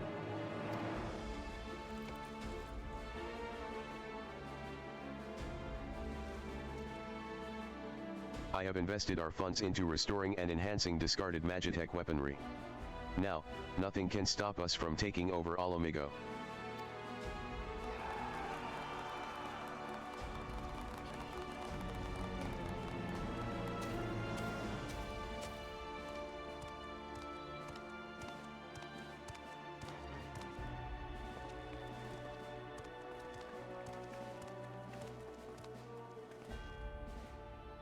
That's enough, Chaltofit. Your treachery ends here. All this time, I believed your lies, but no more. Give me the artifact, now. It belongs to Cetal Ja and her people.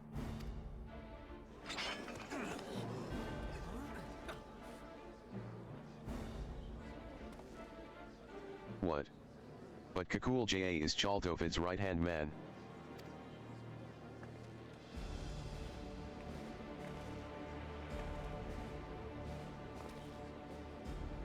Silence. Look at this wretched soul. That Mamul Ja girl has turned him against me, his one and only benefactor. Be warned, should any of you side with this traitor, no longer shall you bask in the artifact's blessing. Now seize him, or face the consequences.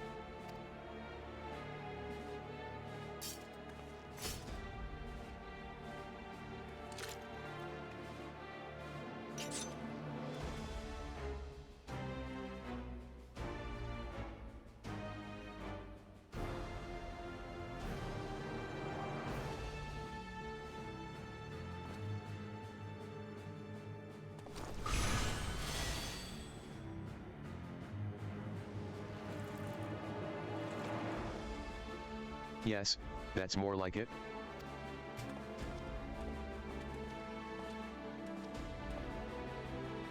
Any further interference could place my entire plan in jeopardy. I must act, without delay.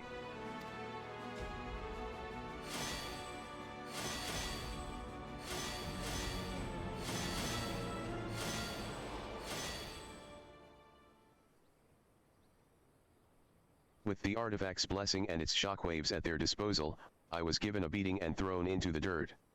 Later on, my friend here and a few other sympathizers snuck out and treated my injuries. More importantly, my attempted mutiny will no doubt have Chaltofit panicking as he struggles to maintain his hold over the rest of the gang. An attack is imminent, with the palace his most likely target. I ask that you relay this to Cetal Ja. At the very least, she has a right to know the whereabouts of the artifact. It's just gonna show up maybe because she was looking around. Or not.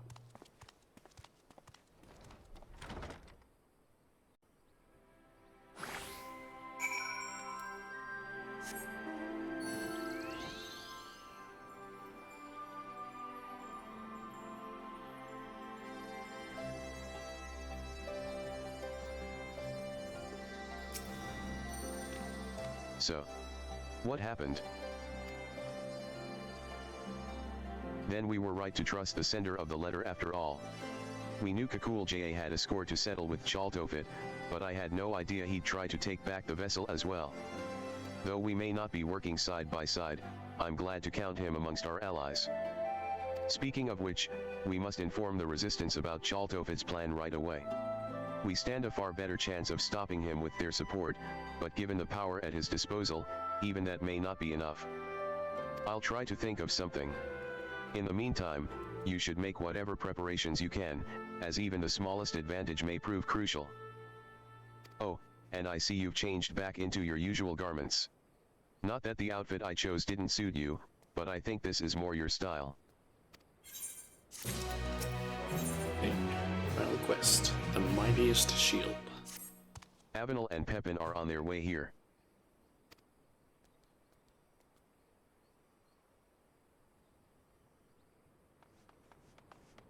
It's Chaltofit. He set his plan into motion.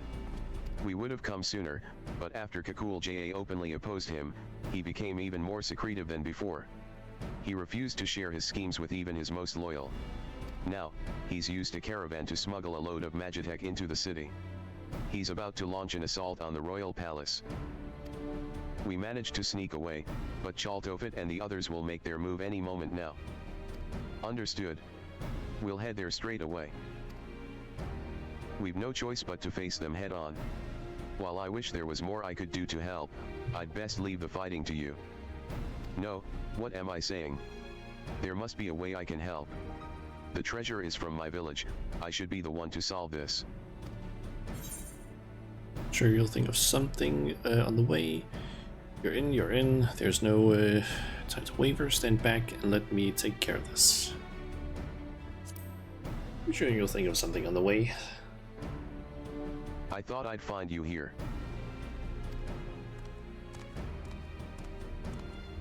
See Tall Ja, you've already done so much for me and the others Chaltofit tricked into becoming his accomplices.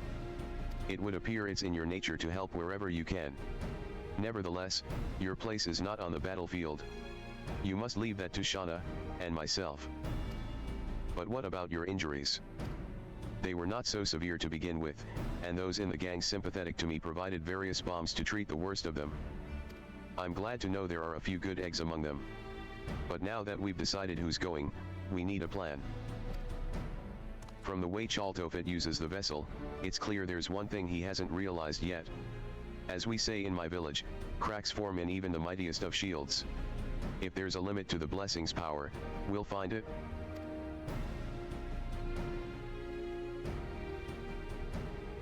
Whatever you do, you'd better do it quickly. Chaltofit and the others will soon reach the palace. We'll share everything we know with the resistance and ask them to come as quickly as possible. Be careful out there.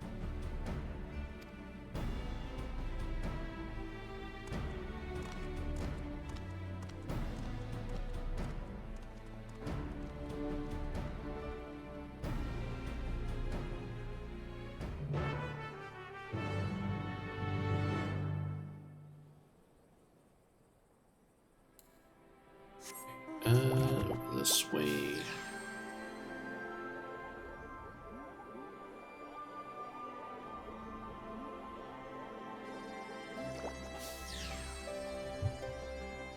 Oh, there she is. They must have taken the long way around, since the caravan won't be able to traverse the stairs. We, on the other hand, have no such concerns. Let's take a shortcut and intercept them. Then again, they may try to use the vessel's power to stop our advance. We'd best keep our eyes peeled for danger. You're the best choice to lead the charge, so we'll await your signal. And there's the instance. Ready? Well then, it's now or never. Sorry, this charging into battle stuff is all new to me. I won't pretend I'm not scared, but I'll try to stay out of your way. Besides, I can't afford to back down now, knowing what's at stake. Let's show Chaltofit who he's dealing with. Proceed.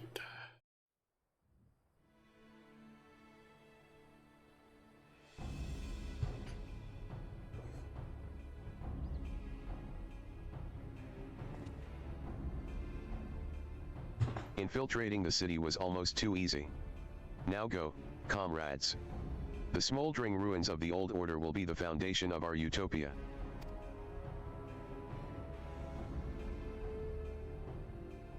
That's as far as you go.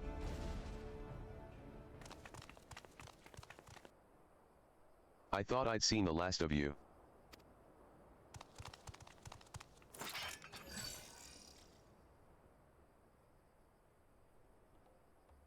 Do you not see that this artifact can lift up the meek from under the boots of their oppressors?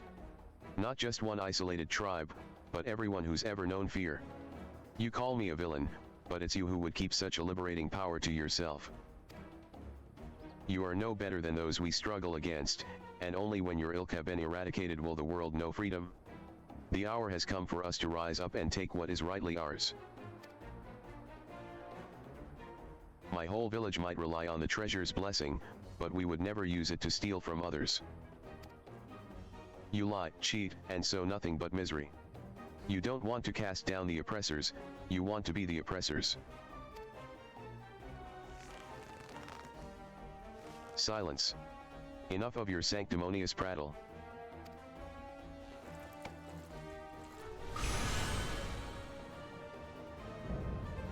Unbound, short of a Craven's Creed.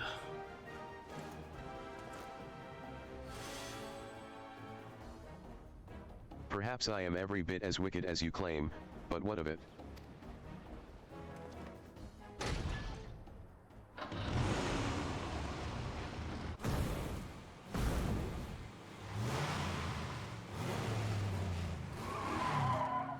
Does your self-righteousness make you better than me?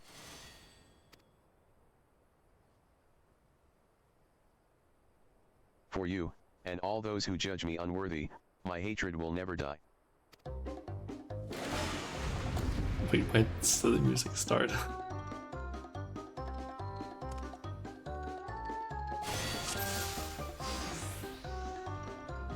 Okay. Transform the mightiest shield. Insert, don't let up your attack.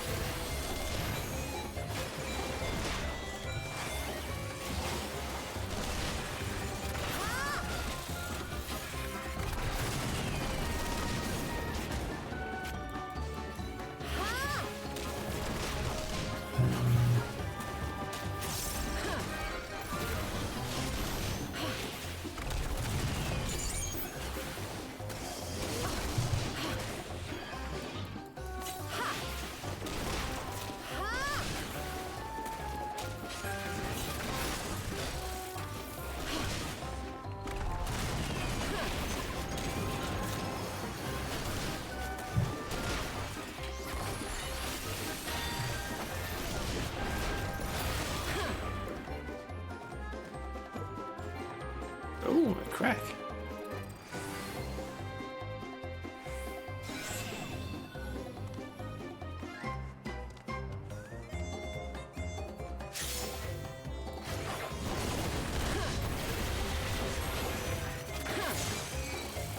There we go.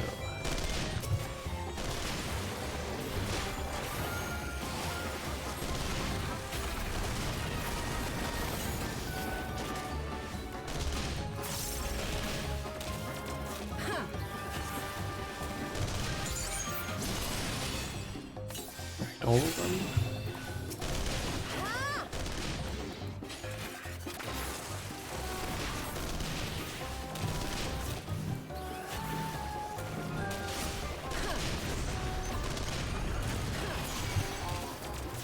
Attack into the right direction.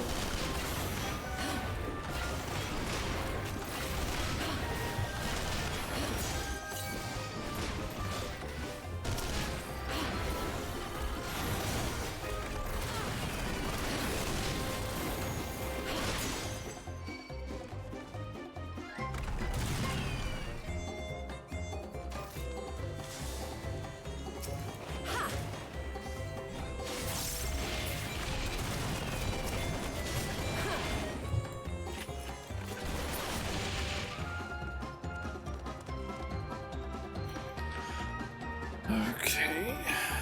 Affects power is absolute. All power at my command.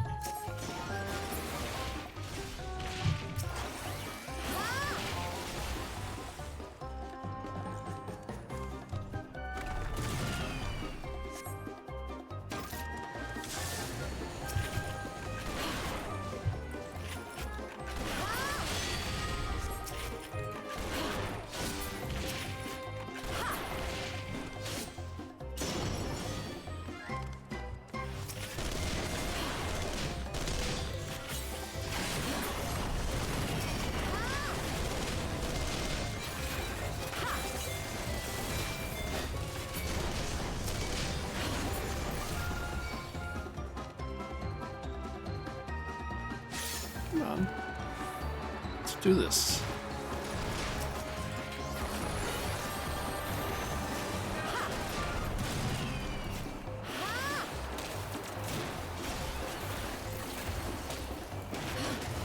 Okay, one of these.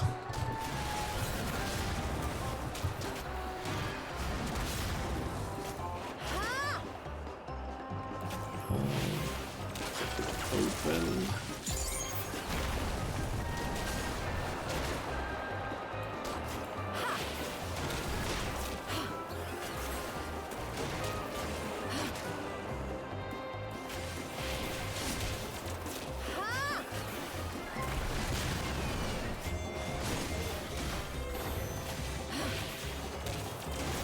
I'm gonna start using all of my big attacks because it's like it's not really gonna do anything.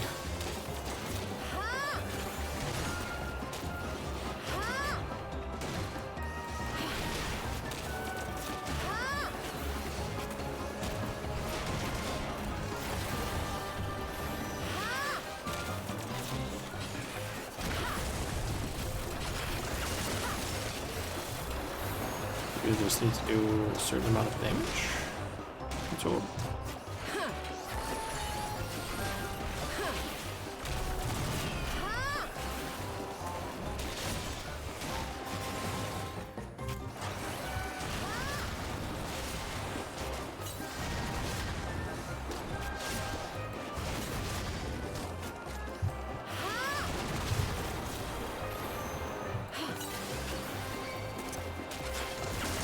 maybe it's just wait a certain amount of time.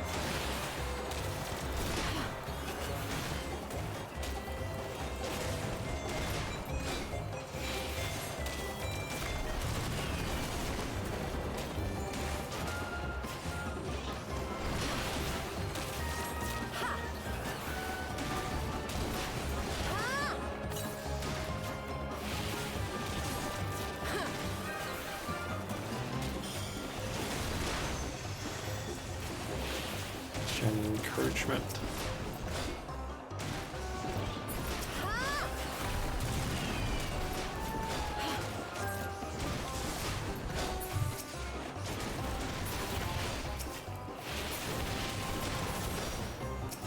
I just gotta keep him protected.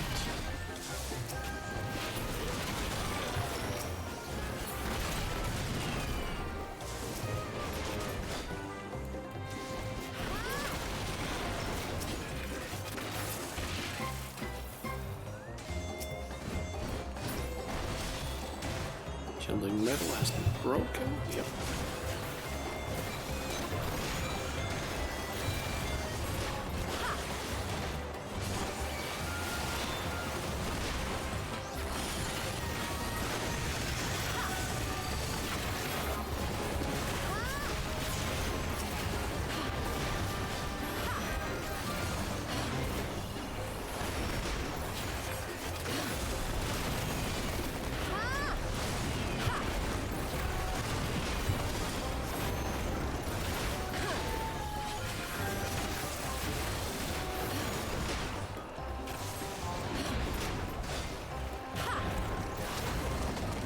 There we go.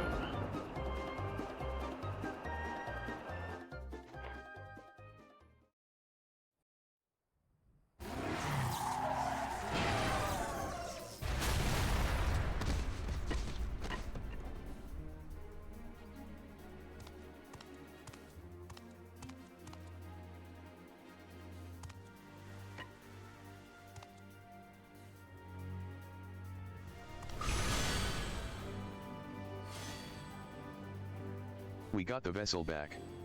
And it's still in one piece.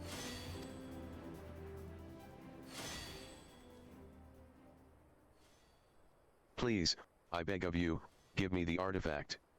All the trials I overcame to join the Unbound, everything I did was for a chance at happiness. Without the blessing, I'm nothing. My enemies will live on, unpunished.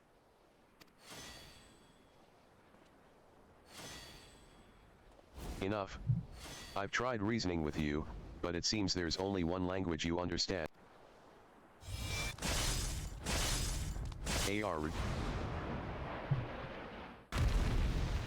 Damn.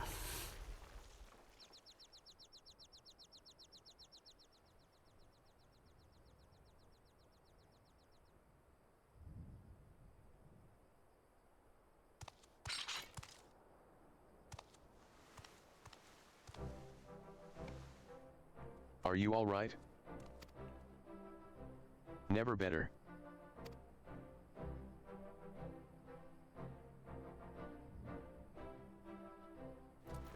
We surrender.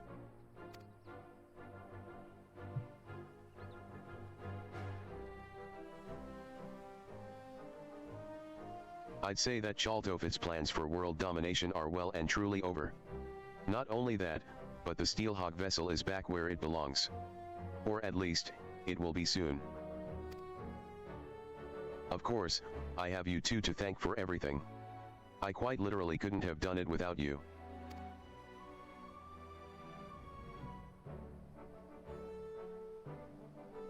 Hey. So I'm guessing talk to her and then head back to the Yolal. Probably. Talk to her, talk to someone else, Although and then the back. resistance arrived more than a bit late, they've now taken Chaltofit and his cronies into custody. They're lucky we were on hand to confront the gang, or things could have ended very differently. I have to say, my first trip overseas was a lot more eventful than I'd have liked, but I'm glad I had the chance to meet so many interesting people. Well, apart from all the criminals, that is. As much as I'd like to spend more time seeing the sights and whatnot, I suppose I'd best get the vessel back to Dural. What about you, Kakul J.A.? There's only one thing I can do, turn myself in, just like Pepin and Avenel. Even if I was dancing to Chaltofit's tune, the fact remains that I committed those crimes of my own free will, and I must pay the penalty. Perhaps if I am one day granted freedom, I'd like to pay my way home with fairly earned coin. The first thing I'd do upon returning is visit your village, and offer my apologies for using the artifact to carry out evil deeds. After that, No, it is too soon to speak of such things. Wherever your journeys lead, you're always welcome in my village. Be sure to come visit one day. How about you, Shauna? If you happen to pass through Tulialal, my grandfather would love to show his appreciation for all you've done. Maybe I'll see you there?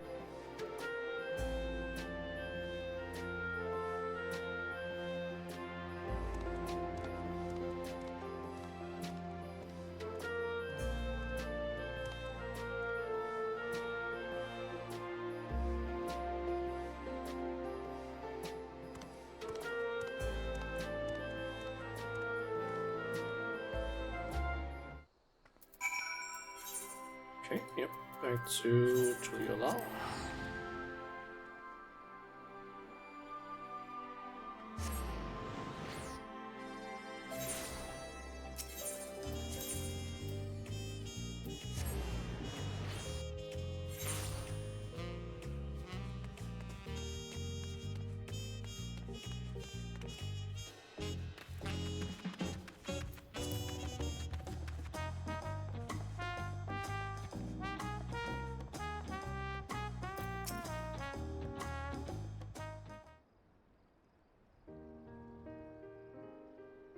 You are returned, Shauna. But pray tell, what has become of my granddaughter? Why, I'm right here. We did it, grandfather. We took back the Steelhawk vessel.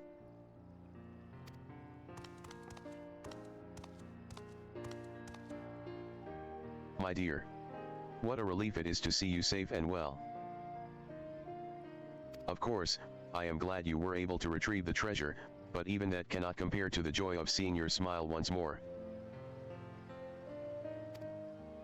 And to you, Shauna, I must express the sincerest gratitude.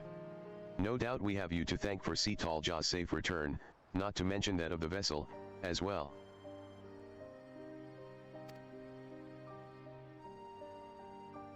Absolutely.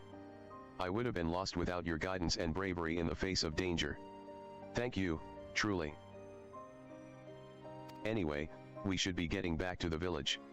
No doubt the others will be clamoring to use the Steelhawk vessel to go hunting.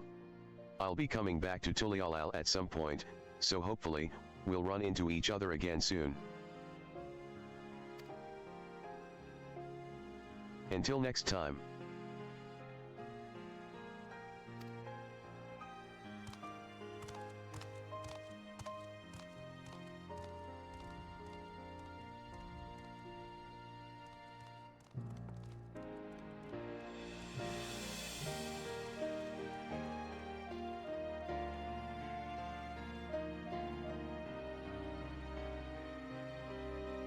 Okay.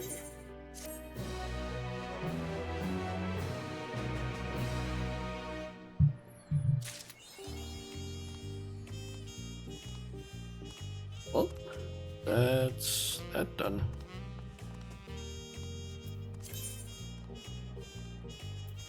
So yes, now I actually have the ability to get back something that I haven't had for like several months at this point. It is since Dawntrail came out. So I think I should be able to get it. I think. Could be wrong, but I head on down here. Talk to this fella. It is a pleasure to see you.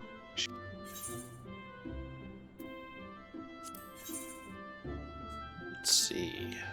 Battle Mentor. Amora is certified as a Trade Mentor, Battle Mentor again. All of that. Needs the following certification. Battle Mentor, yep. You have our gratitude, Shauna. New adventurers everywhere will be most appreciative of your service. The Adventurers Guild has certified you as an official mentor. You battle mentor when in. Yeah, I mean, that basically just means that now I also have access to Mentor Roulette if I had done all of the extremes for Endwalkers. So yeah, I would basically have to do all of them in order to unlock Mentor Roulette. But at least now I have Mentor status again, like full Mentor status. Full Burger King crown acquired. Like, it has no real like status symbol, it's just, hey, you have this thing. Doesn't really matter all that much in the grand scheme of things.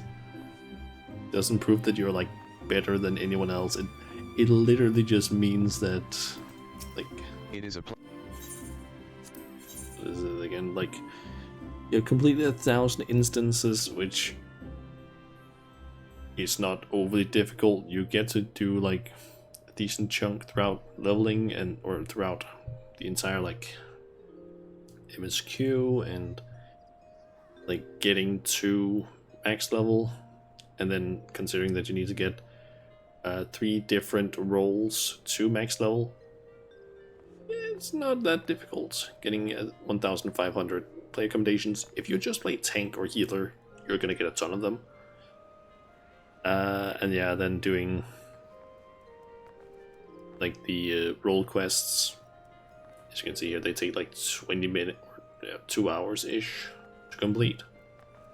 Not overly difficult. And for Trade Mentor, that one's even easier. Reach max level on at least one of the Gather or Crafter classes. Gather or catch 300 collectibles. This one is super easy. Synthesize 100 collectibles. Also super easy. You don't even need to make them good. You just need to have like made one, even if the like quality or condition or whatever hell it is trash. Getting full mental status is like pretty easy. The only things that really like limit you is just accommodations, which isn't overly difficult, and I guess maybe 1,000 instances, raids, or trials if you don't like do those things a whole lot. But yeah, full Salamander status again at least.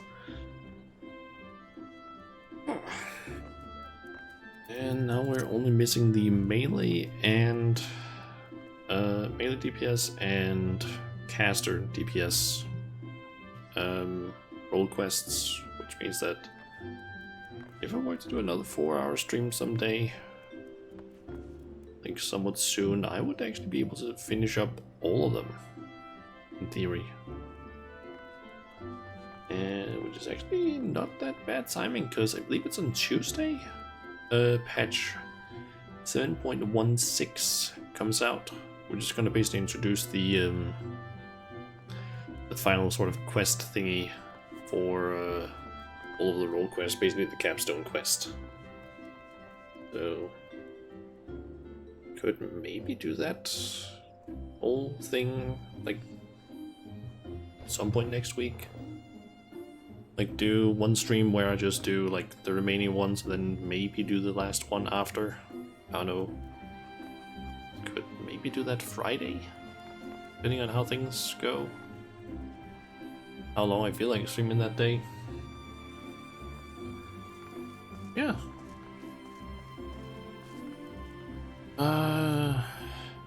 Tiny Chopper. That's 100% a One Piece reference that one person has.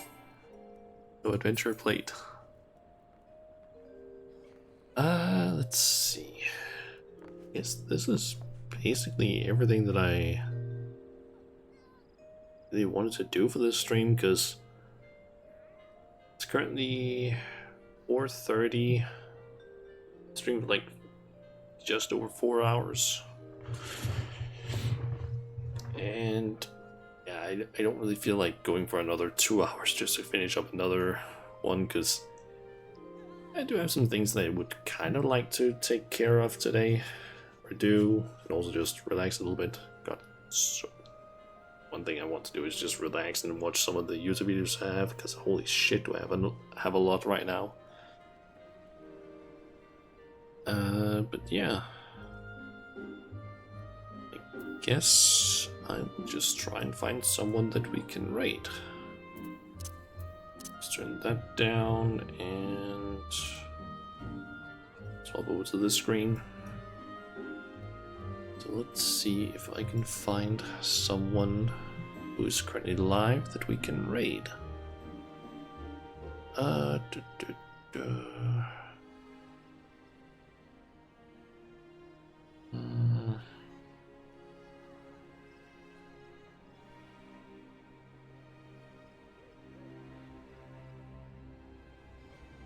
Let's see.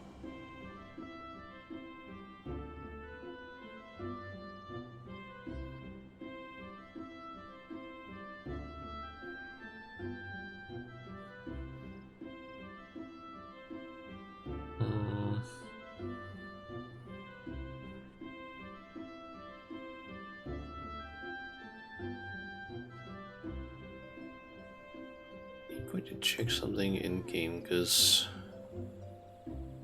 I just quit to look at like the recommended channels, and I've spotted someone who is a person who is apparently a sprout currently. I've been there on my data center actually. Huh.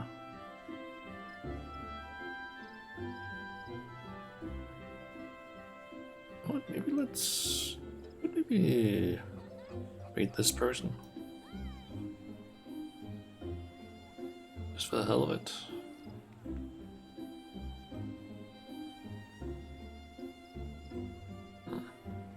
Yeah, they are sprouting, from what I understand. I'm not fully sure, but seems to be the case.